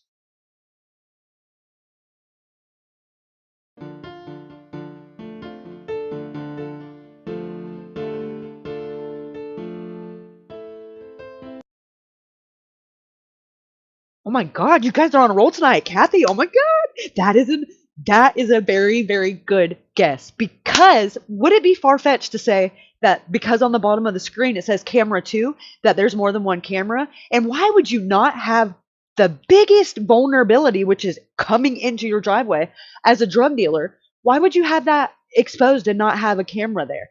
And let's be honest, we know that Ashley seen a camera and there was a spotlight on the mailbox. It wasn't there when the cops got there, of course, because it had all been taken down. However, this was before the cops were there, so it would have been there then.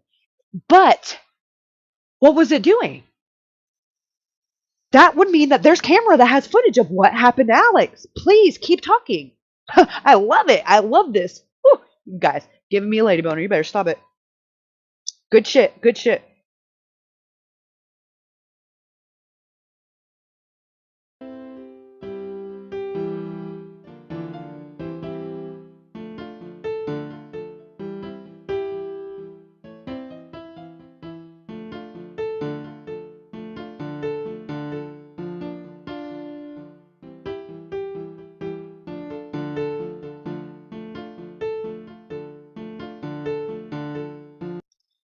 No, there was no activity. See, now look, now that I have a pulse right here, do you see that? Do you see that? That is not fucking headlights! Okay. I'm sorry. Y'all are making me crazy. But, this was 8:27 when when he bends and goes out of the gate via at 8:31 p.m. and at 8:33 p.m. his phone detected tilting at 100% accuracy, so the phone went flat. And then at 8:36 p.m., 5 minutes after it went flat and detected the tilting, the phone call was made from Alex's phone to Dalton Householder's phone, and it connected for 26 seconds. And then there was nothing on the phone until 9:46 p.m. or no, I'm sorry, 9:56 p.m. and Alex's phone receives an incoming text message from Chucky. But the phone had already left the property at that point. Alex's phone was on that property from 8:13 p.m. until 9:26 p.m. Why would Alex leave without his phone? We see him go out of the gate with the phone in his hand. How would he leave and not the phone? The phone was on that property, and I will show you guys after this the phone data and how I can say this confidently with no speculation. This is fact, a matter of fact. That phone was on that property, and we're going to show you on the Google Maps where the fuck, this shit is about to get deep, okay? And you guys are going to see why I'm so passionate about it, because the evidence is there. You're not having to reach or it's there. So, yeah. After this, most of the stuff that you guys are asking about is in this video. It's put together. So I'm just going to stop pausing this as much so we can get through it. But I really, really like you. You guys are, I mean, I have never, ever in my life met a better group of people coming together, like thinking off of each other, because just when you think that you've thought of every possibility, like you guys will say something that I haven't thought of. And I really appreciate that more than I can even put into words, because sometimes you just kind of, I just get burnt out, like trying to think of stuff. So I appreciate you guys. Like, this is really, I have so much notes from this already. Like, keep it coming is what I'm saying.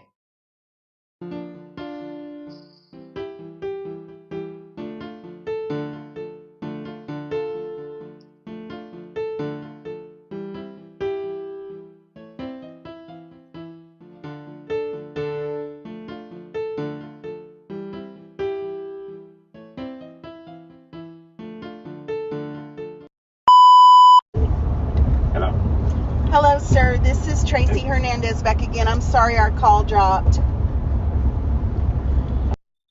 Okay, so I did this to be kind of counterproductive, so I don't have any dead time in the video. This is Ashley's sister, which is Alex's aunt, and one of the first communications she had with Sheriff March after Alex went missing. What you're visually going to see on the screen are map pings of Alex's phone data, ping for ping, starting from the time that Ashley dropped him off until the phone went off the property. So just so you guys kind of know what's going on. And I think it's important to have them together because this was already, Ashley had already had all this at this time, and this is still the response they're getting from the sheriff. And I think it's disgusting. So trigger warning. And I'm not going to pause this because everything he does pisses me off. So the sooner we can get through this scroungy piece of shit and not have to hear him no more, I'm going to mute and we're going to bust through this. But pay attention to where these pings, because these are as precise as I've never seen anything like it. If you have an Android, just know, like, Google is tracking everything you do, like, step for step, almost breath for breath. In a situation like this, it's great, but for the everyday person, it's kind of scary. But I have an iPhone, so I guess I doubt it's much different. But I learned a lot from Ashley doing this phone stuff that I will take with me probably for the rest of my life and use in very, very, very valuable knowledge that I had no idea before she sparked my curiosity to want to learn. It's called Google Takeout Data, and it is this is the pot of gold for this case.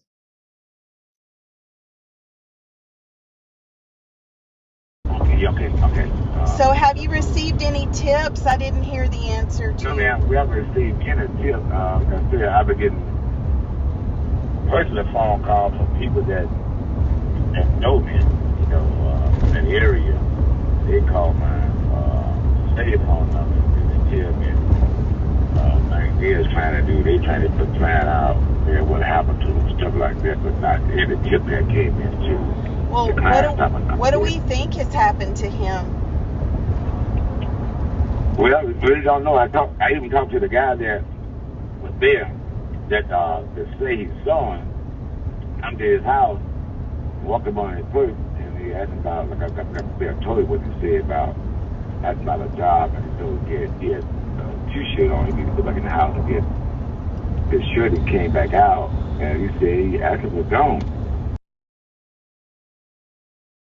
Okay, another thing I want to add, every single one of these pings, up until they ping way down the road the next day, which we'll get to that later, the ones that ping from 8:15 until 9:26, they are not from cellular data. They are connected to Chucky's Wi-Fi router. So keep in mind, he's at least within, I mean, come on, even the best Wi-Fi routers, what do you think the range is?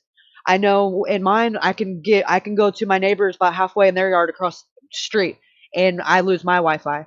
And I don't have anything fancy, just so keep that in perspective. He was still connected to Chuck's Wi-Fi. And that's in the data too.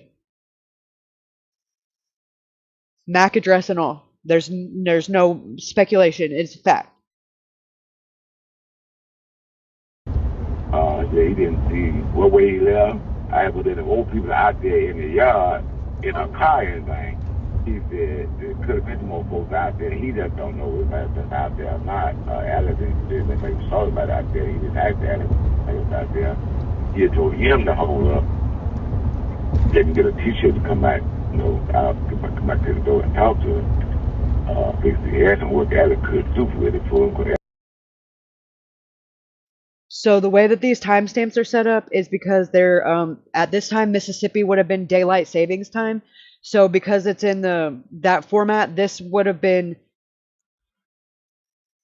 the 20th, not the 20th, the 21st, but it would have been no.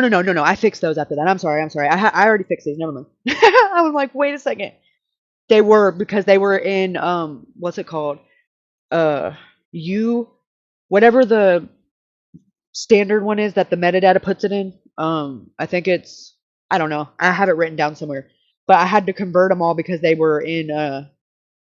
It was like 4 hours different than what it should have been. But me and Ashley already sat down and did all that. So I'm sorry. Got to do it on those electric stuff or something trying to help me. But he just seemed out there. You don't know, he went behind his house, out the front gate. He just don't know where he went to. They were telling me. And the next day,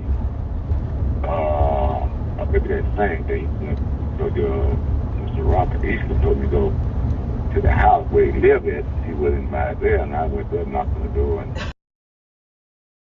Now, if you guys pay attention, you see that's right on the edge of the porch, like right where the front door would be. Alex never went in the house, according to the phone data, in my opinion. Allegedly, whatever. It's in my opinion.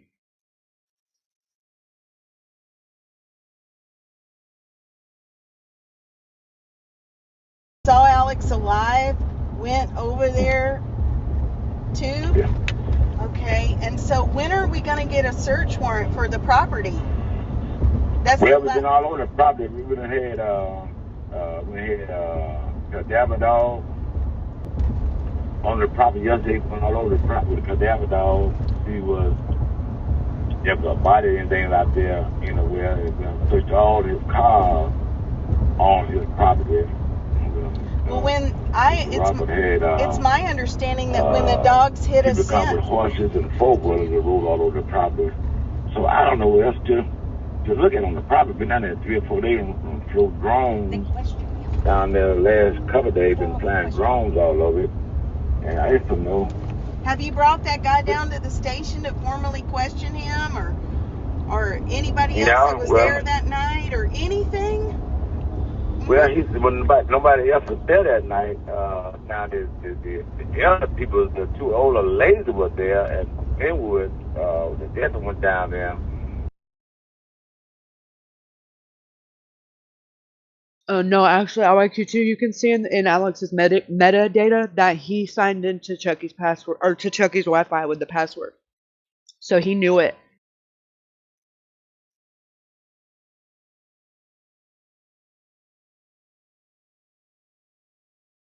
And went through the house. The two older ladies were there, and one of them, I think, the one from now having heart surgery. She had kind of had heart trouble. That's terrible. He said he didn't have. He didn't see. He went all over the house, every room. He didn't see him in the house. He had no problem. What about the outbuildings? What about the outbuildings? Huh? Were the outbuildings on the property searched? The storage? And what kind of building? The storage buildings. Yeah, all the buildings on the property. We done been through all the buildings on the property, all the cars. Mm-hmm. What about the lake? What about the lake that's on the property and the woods that are on the property? It's really not a lake on his property. He got about 6 acres there. It's like 7 acres he got ready now. But all the other properties around it, we've been all around that property, even up to the lake there. We've been up to the lake and rode four-wheelers through there.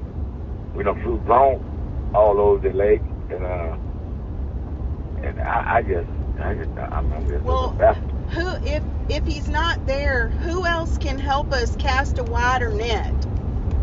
Who have you contacted to help us search for him? The wider net is the Fusion Center. We have contacted all the Fusion Center in Mississippi, and they send it out to all the Fusion Center all over the United States. And some hybrid programs that they get it on their cellular phone. So we got it going out. What about the Mississippi Bureau of Investigation? I don't know about the cameras itself, but I know that they go to a what's it called?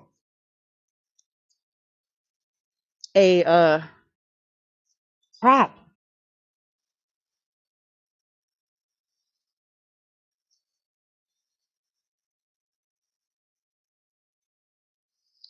Hard drive.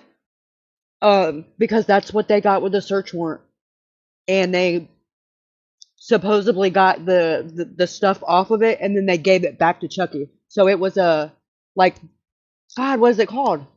Receiver? Is that it? No, I feel like there's another word. DVR. Bing, puff for the win. Yes, that's what's. Yeah, that's what that one. That. Yeah, I talked to Mississippi investigator Simmons, one of the investigators that live here in Holmes County. I talked to him. He said they have a copy of the missing person report. They got it there at Saturday, the same day that they filed the Mr. Robinson filed the missing person report. We sent it out then to everybody, and we also sent it out to. Now, Mr. Eastland did a charge on him for the U.S. Marshal to get involved. So we sent the information to the U.S. Marshal, and we done call ROCIC. What they do, they check all jails, all those United States for them. See that he's in any jail. They check all addresses and see any address that if he done rent an apartment somewhere. They checked all of that for, and they send it back out to the last place. Like, Okay, so right here is where tilting is detected at 100% confidence. Type unknown 40%, and then type in vehicle 10%. Okay, that's very important. The timestamps are going to be converted like right after the screen, but it goes from being flat to being detected in a vehicle, or unknown and then in a vehicle. So come on, you guys, come on, just have a little bit of an imagination. Is it far-fetched to say that there was somebody waiting outside of the gate in a vehicle and nabbed him, made him unconscious, made him, and threw him in the back of a truck or put him in the back seat of a car? Because the phone seems to reflect that, in my opinion. But I digress. The actual calls and text.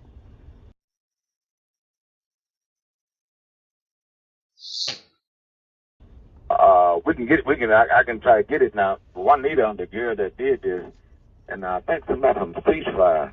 You're not with Ceasefire, are you? Yeah, no, I'm not. Cause he had auntie or somebody he's with that worked for AT&T. Ceasefire. No. He had somebody in the town that worked for Ceasefire. That was years ago. That's me. That was years ago. His phone was from AT&T. It was a prepaid cellular I can call phone. Juanita. Okay. Right. I can call Juanita. Now, see, I know the people that are like pay attention to detail, like myself. I can already hear Eddie with his little peckers in there. Beep, beep, beep, beep. Okay, the reason why this gets confusing like it is because there's two different sets of timestamps. They're in the same bracket of data, but one of them is the data from the cell phone towers. The other one is the Wi-Fi timestamps. I don't know why they're different. I don't know why they exist. I have no idea.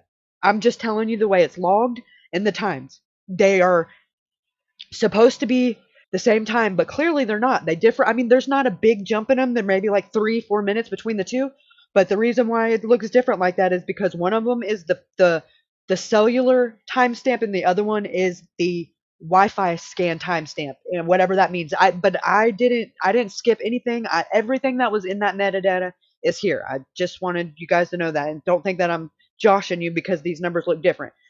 That's what it.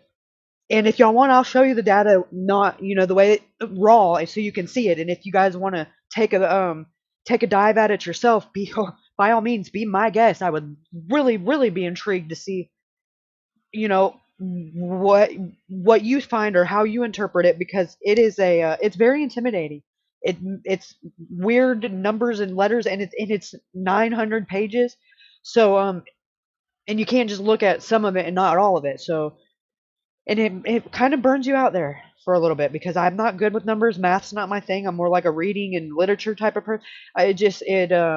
Latitudes and longitudes. I'm not gonna say I'm going to look forward to do that again. But however, I don't. I don't regret doing it. It just wasn't fun, is what I'm saying. And see.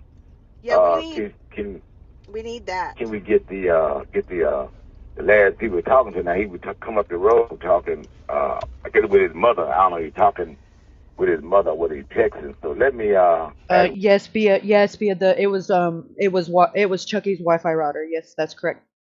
The last day that we know he was alive and with us was April 20th, and we need those phone records. April the 20th. I called Juanita because she was Okay. She was working on this. See what she got on there now. All right. And who is the lead? I'm calling you back. And who is the lead investigator? We haven't heard from any investigator with your. Linwood Gina is the one that working at all running the reports up and working with the. But isn't he just a deputy? He's not an investigator. The investigator Juanita Mitchell. That's the investigator. That's what I told you, working with the telephone company and. But Sheriff, isn't she out on? She told us that she's not really doing that because she's out on medical leave. Well, she be here to be here Monday. She is doing what the part we got her done, but with the telephone and stuff, she'll be here Monday. Okay. Well, it's been over a week now. You know. Yeah, it's been over a week. Yeah. No sign of life. We need this resolved. You know, we're like, we need this resolved. Well, we're trying to believe me. Nobody want to resolve them better than we do because we want to try to find out what happened to him also. No, I don't understand what you're all going through, but it's take time to locate him. All right. Yeah, definitely. But I'm gonna check on this with Juanita on the can get his telephone record, see what the last people need with text someone that on the way back up the road with his mother. All right, thank you. Okay, all right. I'm gonna check out your number right now. Yes, I'll talk. Yeah, okay, yeah, I got you. I'll talk to you later today. Bye bye. Yes, ma'am. Bye. So I agree, Puff. I think the phone data in itself paints a picture and tells a story. And ultimately, it Alex isn't here to say what happened, and the people that are involved won't. So this is all we have. And it's frustrating because the only thing I can tell you unequivocally is that what they're saying happened is not the case. And the fact that they are not acknowledging that it happened the way that his phone is saying is suspicious in itself. Not to mention everything that's happened since then. It just gets more messed up the deeper you get. And I mean fucked up. Excuse my language, but you guys, it has... I digress. To go over there, is that still the case? Because of his failure to cooperate with the voluntary thing that he agreed to come in and do, that if he didn't show up or didn't cooperate, you were going to instigate and get a search warrant done. Are you still going to do that? Yeah, they should be working on that. Now, who's working on it? One of them should put one together. Okay, well, I need everything put in hyper speed. I mean, I need this accelerated, put on the very top of the list as You serious, Alice? I will. I'll send it to you.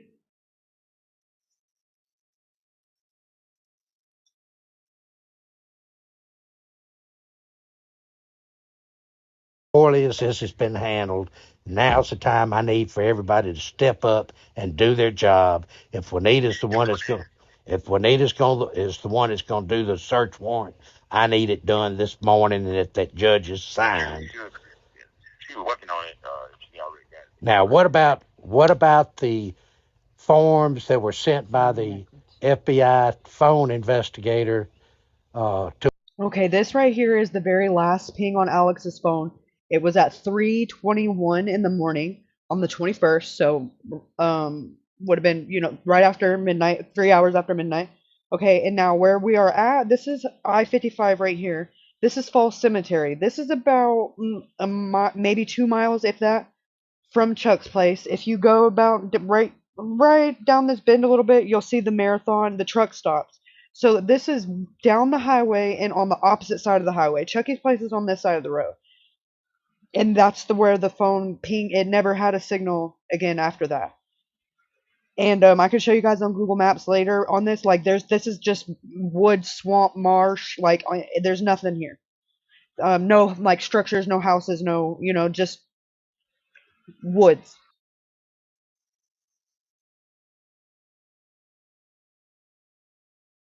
To Juanita, has she completed? All they were was just fill in the names. He filled out everything else he needed.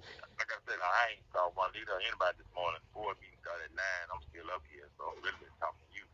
Okay. Walk outside and calling you back. I ain't down there at the board. I'm like, hey, the office, I get me. Okay. Sheriff, I need you to get every one of your officers, and I need this to be top priority, and I need this taken care of immediately, and I need Juanita, if you got to call her, if you got to step out from that meeting, I don't care what excuse, they can hold the meeting. I need you to contact her and get these warrants signed. All right, sir. Get it taken care of. Once it's done, let me know. And I want a copy of those forms that she was filling out to send to that guy, and I want to make sure she's completed those forms and already sent them to him. Every minute is valuable, and I need this put top priority. Can I count on you?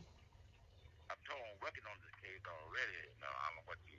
So I don't know what else you want me to do. I'm doing everything I can possibly do with it. I need you to put every officer you've got in this town. I know they're tied up during school time, but I need everybody else on the ground.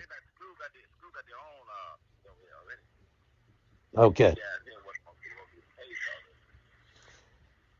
All right, Sheriff. Come on over here, Dylan. All right, here's the deal. I know y'all seen it. Okay, now this that you're gonna hear audio is his name is Stan. He works for the Sunflower Search and Rescue in another county. Came voluntarily to help with the search very early on when Alex went missing. Alex, I think, was missing maybe a week. I think it was the Friday or maybe the next Saturday. I'd have to check my notes on that for sure. But his name is Sam. He has the scent dogs, and Joe Ellen is the one that has the cadaver dogs. They both do a debriefing of what happened, the way the things went down, what their dog picked up on, the way that they were ran off the property, and what their synopsis of everything based off of their dog's reaction. And I think it's very, very important that you guys listen that when Chucky flipped out and ran them off, where the dogs were headed. That's very important. If y'all don't listen to anything else in this video, listen to this.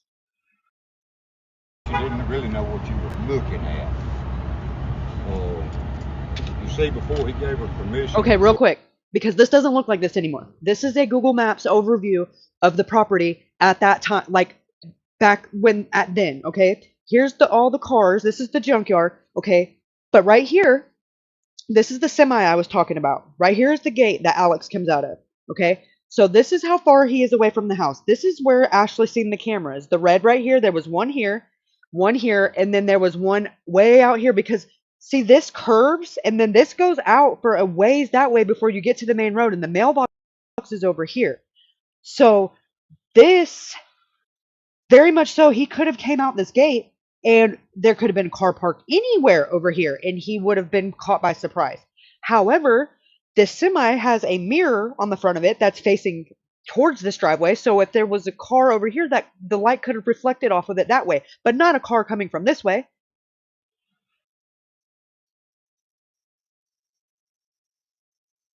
So I just want to, kind of paint the picture of what's going on here as he talks about it, because he's going to explain the way his dogs went and where they hit. And I wanted you guys to have a visual of what's going on here. Now, when Ashley tells you guys that when she was there, he was on his hands and knees, he being Chucky, tilling his garden. That's right here where I have this mouse. Now, what dope dealers do y'all know that have a garden? I don't know. Apparently he's special. But he was tilling a garden.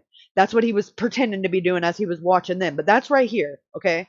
So whenever they say the backyard in the back of the house, they're talking about over here, because right here is this is the front door. So this would have been where Alex was standing right here on the steps. These are the cars parked right here that you see Alex walk by. The car that the boys are messing around in the trunk, that's right here. So Alex walks and goes this way, hits the fence line, goes out, and then comes out the gate right here. And then whatever happens to him happens somewhere from here to here. Because the phone does not disconnect from Wi-Fi and does not leave that property until 9:26 p.m. and then it ends up like a mile and a half up the highway. The phone does, and then it pings 2 more times and then it goes dead. And I don't know if the battery died or if it was turned off. I don't know. I just know it never turned back on again. And if you guys have any questions, please feel free to ask. But I just really wanted y'all to have a visual of what he's saying and with when it pertains to the dogs. I didn't want to give it to you guys too early on because then you would kind of be focusing on it as far as with the the security footage, and I think it does it way more justice to think about it when you have the two of them together and you say, oh my god, this is where the dogs had the reaction at, and this is what I seen on the surveillance footage, and there's no denying it. And then I didn't have to convince you because because you're smart people. Thank you so much. Go to the house, how that my dog was going up and down that gate. Like that told me that your son sent was on that gate. And then we go in there, and he threw a hissy fit about the backyard. Didn't want us in the backyard to deal with it. He didn't go back there. We had a big discussion about that. And he said when he came outside, your son was gone. I said, well, you don't know where he went. He went to the backyard or what? And, but he didn't want me back there, so we, that's when I came out. And y'all seen me going around them cars and stuff. All that was, I was letting my dog pee. Get this.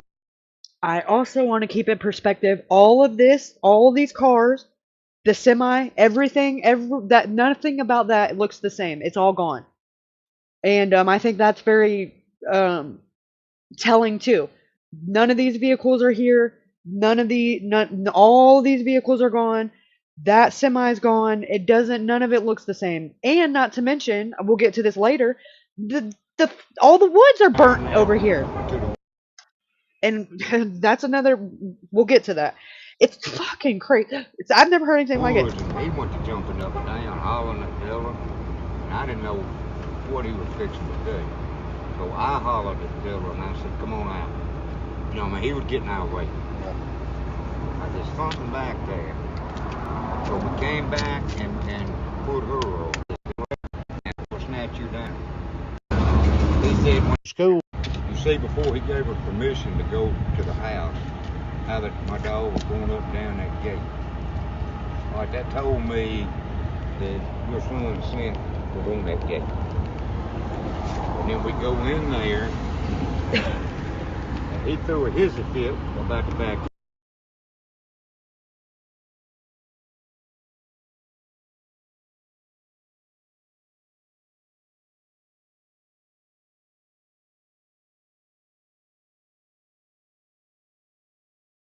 Okay, so I'm not exactly sure if you guys can hear him, but what he's saying is before we had permission to go on, the dog was already throwing a hissy fit because they had already been given Alex assent because they thought that they were going to be let on the property immediately because Chucky acted like he was going to at first.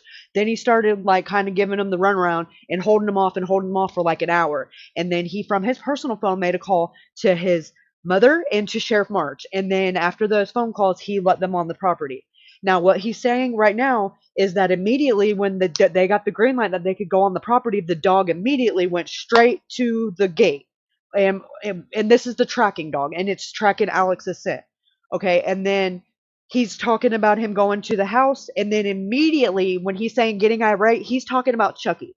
And he says that he's been doing this a long time, and he's never in his career of doing this ever felt like him or his team and his dogs were not safe, and he felt that way at this time and did not feel like it was safe to be there anymore. And consequently, what he explains is how it played out. But just really don't overlook where the dogs were at when he responded this way. I think that is very freaking crucial.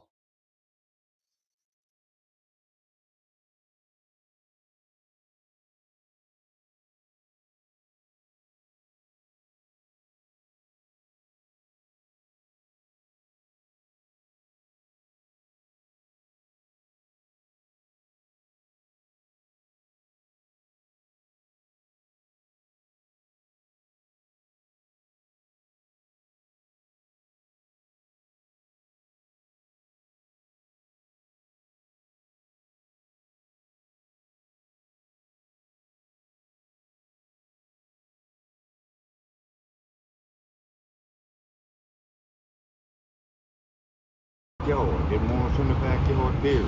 He didn't go back there. We had a big discussion about that.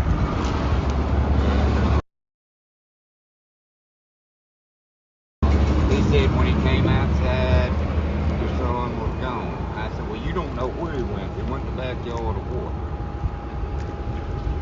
And, but he didn't want me back there, so that's when I came out. And y'all seen me going around them cars and stuff. All that was, I was letting my dog pee. You know, get this scent out of his nose. You seen I came back to the gravel road. Right. Nothing. When that dog hits scent, he will snatch you down. You know, he gone with it. Came back, put him in a truck. Well, he tried to go in the woods down there when I was in the backyard. So I came back and put him in a truck, and we got Dylan, got Annie. Both these dogs are certified now. And she took the pill for the round, and the boy with the raising hell because we was in the backyard. And she hit the track and went down there to the woods, and he went.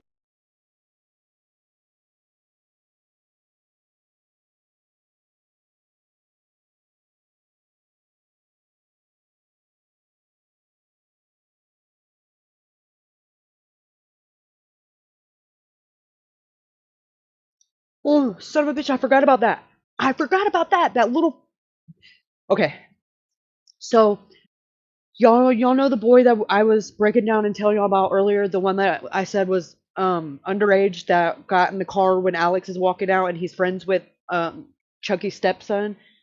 His name, I'm not gonna say his name, but it doesn't it doesn't make a difference to say it. I'm just not. So, he has been viewing Ashley's TikTok in the last 72 hours. So there's that.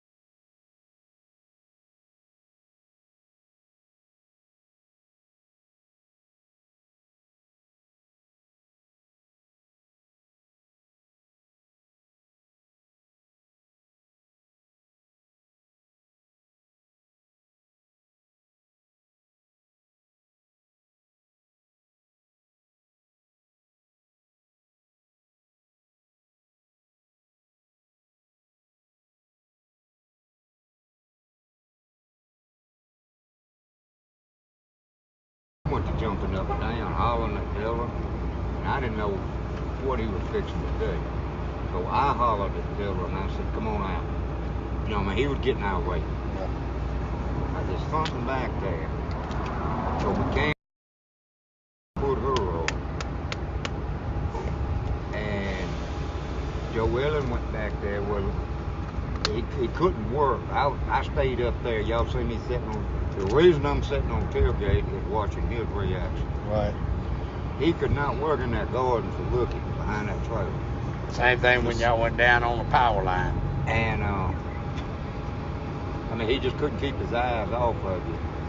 And then when she went back on the power line with the last dog, he was throwing a fit.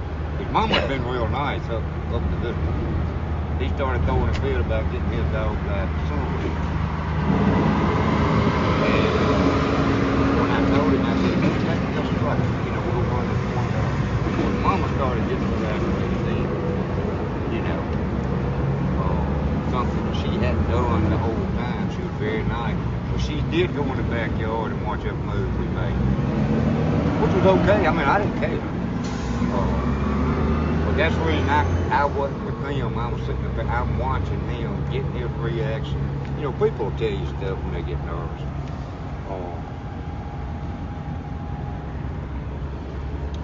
The whole bottom line is he went on that property and went to that house, but he did not walk off. He didn't come off of it? He didn't walk off. He didn't walk off. I'm not going to say he wasn't killed, put in a vehicle. Now this dog will want a vehicle trail. They both will. I've done it. At 7 days old, I wouldn't put a lot of faith in a vehicle trail, really. You know, a walk trail, yeah. But there is no trail, and if he had walked off, he would have walked down that gravel road. If wasn't nobody chasing him, he wasn't trying to get away from somebody, he'd have walked down that gravel road, you know, to the blacktop. There's no trail there. He did not walk down it. What about the cadaver dogs? I'm gonna let Joe Ellen tell y'all about the cadaver dog. Now, when Linwood and I were standing there, where the cadaver dogs actually hit a little bit, if you're standing there looking at the trailer sitting this way, you're looking over the top of that trailer toward the corner of them woods. That's where she had a change of behavior in her dog. There's buzzards flying back there. I don't know if y'all seen them or not. Yeah. So, you tell them what you found out, because you know your dog better than me. You have to understand a couple of things about cadaver dogs real quick. Cadaver dogs will give you an indication on any bodily fluid, bone, teeth, anything like that. We can't tell you if, unless they actually find bone or a body, that what they indicate on is from that person, because it could be blood from somebody else, it could be, you know, what have you. So keep that in mind. Now, both of my dogs,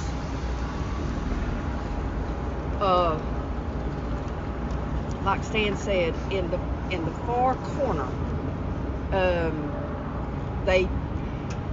I did crawl underneath the barbed wire fence, because I go where my dog goes. They went under the fence, and I followed. Now, they didn't give me any what we call a final indication, which means that they hit positively source. They never gave me that. But when my dogs spend a lot of time in an area or going in a direction, they're going in a direction for a reason. So we went underneath the barbed wire fence, we went across the road onto the other side, and they never gave me a final indication. Now, the reason why I ran the little black dog again up that road down the middle is because the way that my dogs will search is they will go from side to side. So they're going to go 5-10 feet on either side, and they're going to search that.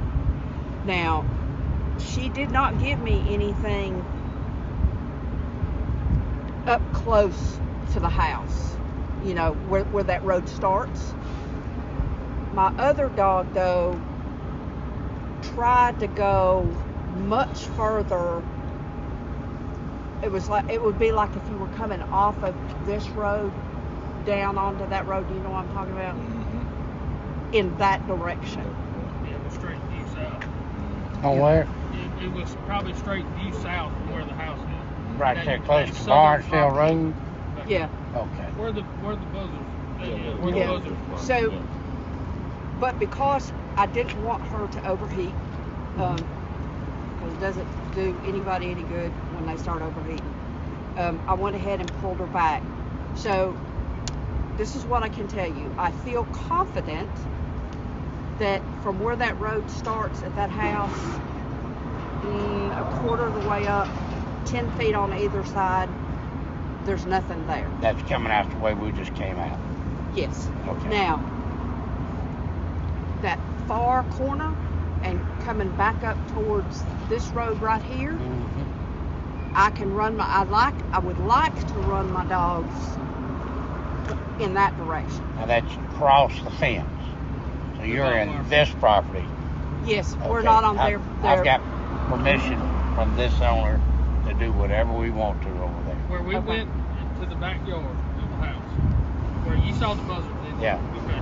That far corner that she's talking about, there's a barbed wire fence that separates the properties. That's Right. the one she says she went under. buzzards were a little bit south of that. That's the way she's saying the dog was going, which will end up meeting with this road. Yeah, and that's right in that corner. If you standing where y'all was at, you was looking across the top of the trailer. The same direction in buzzard. Yeah. So that's coming toward Bonneville Road. That's going back toward Bonneville Road. Yeah, that runs parallel. Well, they don't know the roads. That runs parallel to the road that we turned off on to go to his house, where his property corners. There's a brick house, a trailer, another brick house, and that comes out on Barnesdale Road, which is 100 yards down from where we turned on this road, and it comes in the first driveway to the left. That's my friend's property, and he said, go through and there. And that's where that kind of, it's not really a dirt road, but it's a... Yeah, it's a little gravel This road. would be my recommendation. Haven't done this long as I have. You said y'all had people on horses and foot. I would highly recommend you call in the posse and start over on that other property, coming toward the property we just left. And when you do a line search, I mean, those people are closest from here to the front of Joe Elliott's truck. You're looking for any and everything. 15 feet either side, and if you're 30 feet apart. And bear in mind, and I truly hope that he's not out there dead. I hope he's not dead. I'm going to pray for you he's not dead. But if he is, now, he's not going to be the same car. Yeah. You know, all that is going to be done changed. I know. And I know this is hard for you to hear, being But a it, mom, but it, well, but and it's the truth. it is what it is.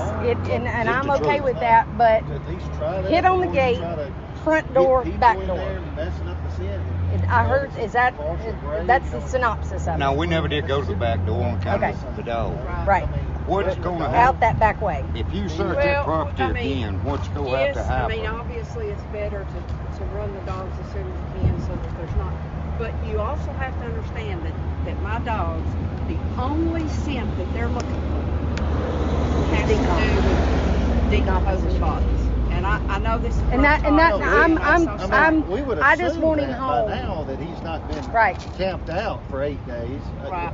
So even if you were to bring in a line search and then bring in some other dogs, it's not going to. They have to work a little harder because they've got to sort through all that other smell. Why would you do the do we want to do the line search or wait for? Dummerfly, she told me that Texas EquiSearch was supposed to be coming. Well, they are, and we just got to update right on before this. I met with you. Well, we done called them in a T-Water too. They said they had called a woman out of Alabama to bring a dog. She told me Georgia. Which EquiSearch? They ain't got but one K9. Texas. But I thought they said they were put based them in touch Ohio. with the girl in Alabama. So it's Dave Rader? I text her this morning when That's what Dobbins said. Sam That's what Sam Dobbins called her said. and told her he had y'all. Dave Rader. And she backed off. The look. Okay. Because she was talking about it being 2 days for her. And that's what what I'm going to show you, I put Texas EquiSearch in touch with this girl because I didn't want to go to Auburn, Alabama, and she lives in Fairhope. That's her right there. And I sent her a message this morning, sitting right here. I said, are you coming to Mississippi this weekend? Because that's what they had told Sam. And she says, I'm not. Daisy has a class, that's one of her dogs. And she goes on about that. And I said, okay, I'm on a search. I was told Texas EquiSearch was coming. And she says, yeah, they normally come on the weekend and spend a week. Well, if they had notified a canine handler, it would have been her because she's the only one that The got other it. thing you have to understand, and I'm so That's sorry. why I put her in touch with as Sam. need be. Sam We'll told me pass she's all full of The that. other shit. thing you have to understand is EquiSearch. what are So, the He critters told me out there that doing? he knows the girl Coyotes, wolves, from dogs. Alabama. Yeah, all You're of them. right, it was Okay. Alabama, So not Georgia. what you're going to have But, after 7 days But I put is her in touch with you're Sam. gonna She called have Sam, and the Sam wolves says, that I've got dog handlers right here. And both scatter. Yeah, they know me They're because just I'm the his. one that got the dog from them. So Them and the dog protected it. I don't really like the way they look. Well, anyway, man, My oldest daughter got lined up with them, and the last they place found that a phone couple pinged of at. other bodies in this area. where's that? The last place his phone But I don't pinged know at. if it was Where is that? In those woods? I don't explain. The game In the was. woods All that to me behind this morning. the You can- house you can- or no, no, on no, the no. other side of the If fence? that No, no, you place, can, if this boy where we just left right place now, searched you can go again, across the bridge. It's a pipeline. you need to get some And the new game law warden drove his enforcement, truck get them up off the that property. pipeline yesterday. I talked to him yesterday. I talked to him. I've never been Let me get nervous him on back a on search, and I've been doing this for He many, rolled many down years. there. I was nervous So today. what if That's the reason I was sitting there watching that That he thing, might do something. because he kept an attitude, I love fishing and the game, only but time he really? smiled and did anything in a nice gesture was when we was leaving. Because, see, we make it take the dogs out now. Are you going to call Sam and give him your authority? I'll Or stop we in can. Lexington when I go Hey, back. come here. Hey, come here, listen. Hey, look, little Scott. Look, I got the people with the dog. We've been over there behind the house where he was last seen. Tell them when you rode down there yesterday, where they got the last ping on that phone. Tell them what you did when you rode down there yesterday.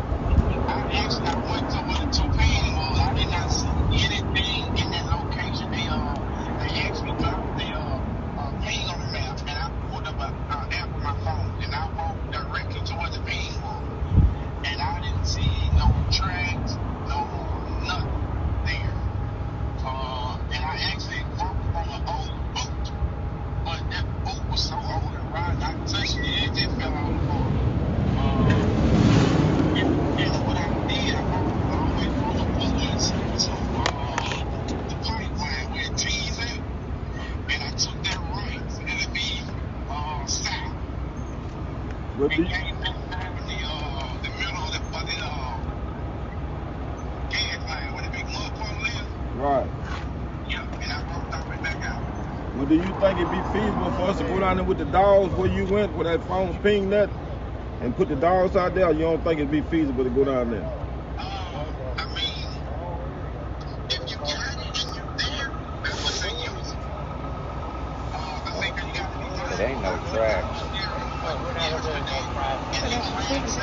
We've had 2 rains.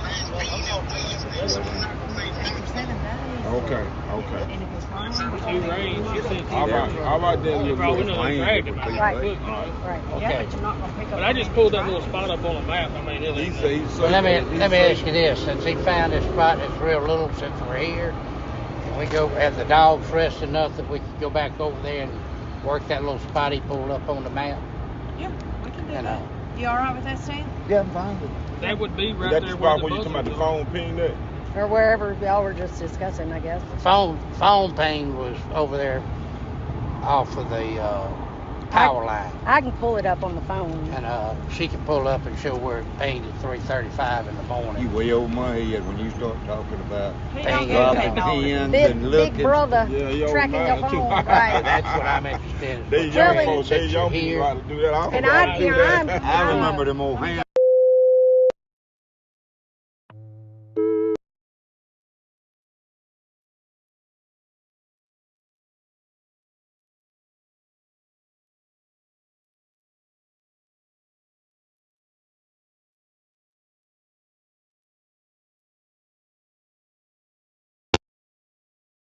Bia, what happened? The dogs came in the gate. Um, and well, before they go in the gate, they already had Alex's scent. The dogs immediately beelined and went straight to the gate. They went straight from the gate to the front door, and then they tried to go from the front door around to the back of the house, like around the side of the trailer, and that is when Chucky had a meltdown. And he got like irate and, oh no, he didn't go back there, he didn't go back there. And Stan said, well, you said you came back outside and he was gone, so how do you know which way he went if you didn't see him leave? How do you know that he didn't go back there? He said, oh no, no, you're done, we wrap it up, like it's time for you to go. And they were ran off the property aggressively, and that was the one and only time anybody including the Holmes County Sheriff's Department, has been given access to that property in an official matter. And that wasn't even an official matter because it had nothing to do with Holmes County. That was all Ashley's doing with volunteers and complete community base. Nothing to do with Holmes County. Holmes County has refused to participate in any part of this. If they've done anything, it's I ain't even gonna go there. But they have not helped at all.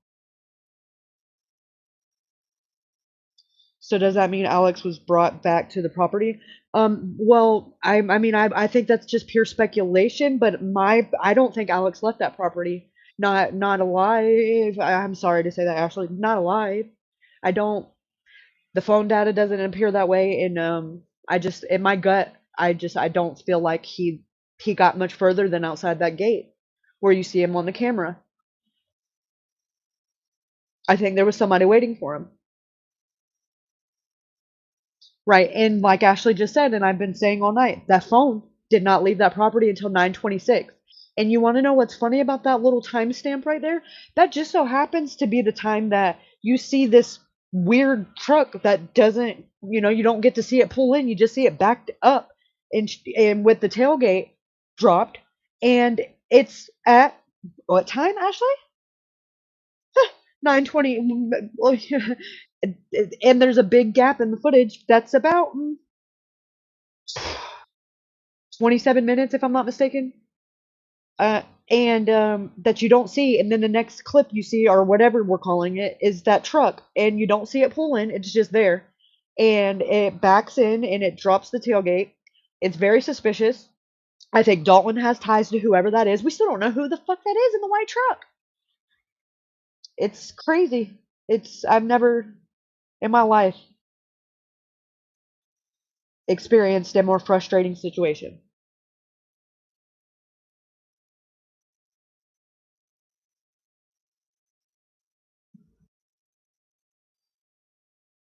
Yeah, 9:54. So Alex's phone was already gone at that point. The timing is, oh my, wait a second, hold on a second. No, never mind. That was 10. I was gonna say who was that? When Terry and Amanda came up, but no, that was that was at 10 something. But that is a good point though, because they seen, according to them, and they both gave individual statements separately to the Holmes County Police Department, that when they were there, which was between 10 and 11, they seen Dalton, and they didn't talk to him or anything, but he was there and he was feeding the dogs in the backyard, according to them. And they both said the same thing, and they were questioned separately. So, who am I to say which one of them is lying? They're all junkies, and they all probably have the ability to lie. But at the end of the day, my gut tells me that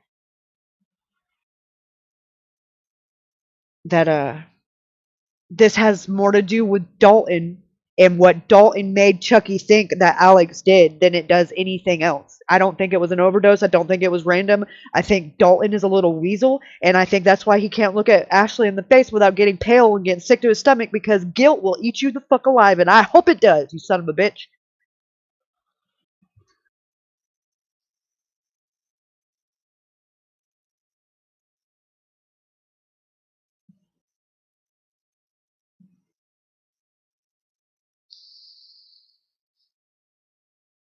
All right, let's see what we got left on this video real quick. Oh, for fuck's sake. Ugh. Listen, I don't. What time is it? I'm not that tired. I might be going live on Rumble after this because I think I'm gonna restream a fucking moron.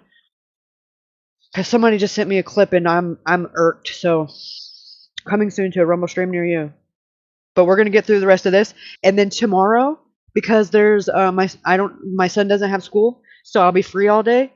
I want to dive back into this where we left off, and I want to show you guys the phone data. I want to show you guys the Google Maps stuff. I want to show you the Ashley's spreadsheet from the video timeline. Like right now, I've been just showing you like all the digital audio and stuff. Next, I'm going to show you all the stuff that's like, the PDFs and all that stuff. I have it broken. I got this all planned out. I swear. Just bear with me.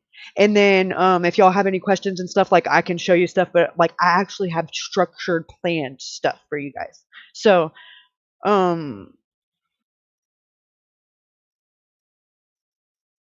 Sure. Here you go, Eddie. You can have it. Don't hand it back to me dead. You gotta.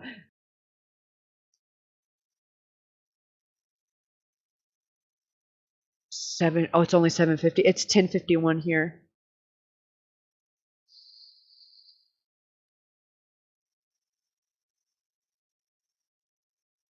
Oh yeah, Allison. There's actually like where the trees are specifically cut down and like walk down where there's a straight path from Chucky's mailbox to that marathon truck stop. And I was told that that is where where the exchanges are done. Like you go to the truck stop and you make a call, and then whatever you get, they weigh it up, whatever they do, and then cash app is done, and then they meet at the truck stop, if I'm not mistaken. But that's why they gotta have a bird's eye view of the truck stop.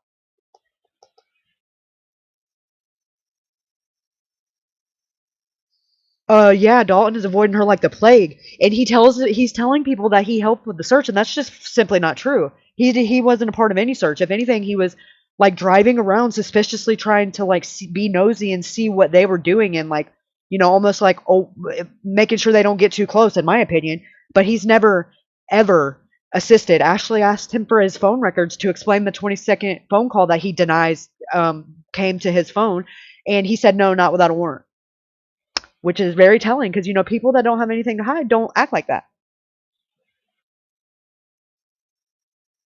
And he said that he can't say nothing because Chucky will kill him and his daughter and his mom and his dad. He'd kill his whole family. That's what he said.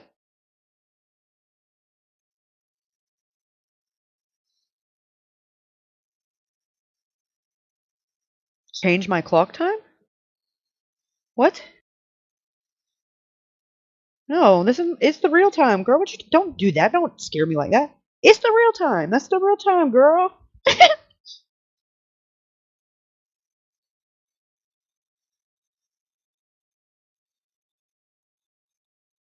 Yeah, I wouldn't say that, catfish. Not at all.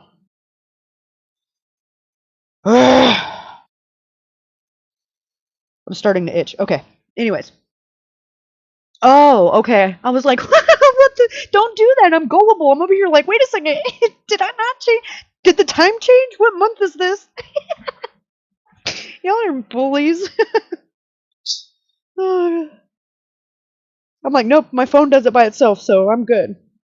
I think my computer should too. Oh, you guys are fucking with me. I'm sub, but I didn't see this channel on. I'm sorry, love.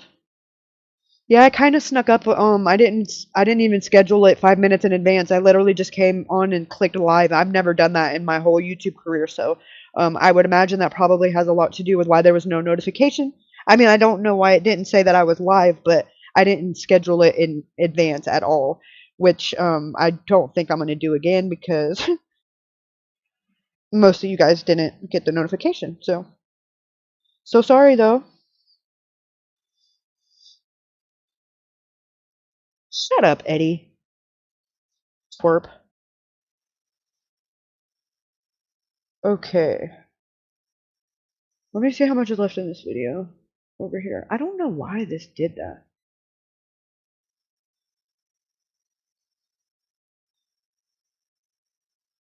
Let's see. Okay, yeah.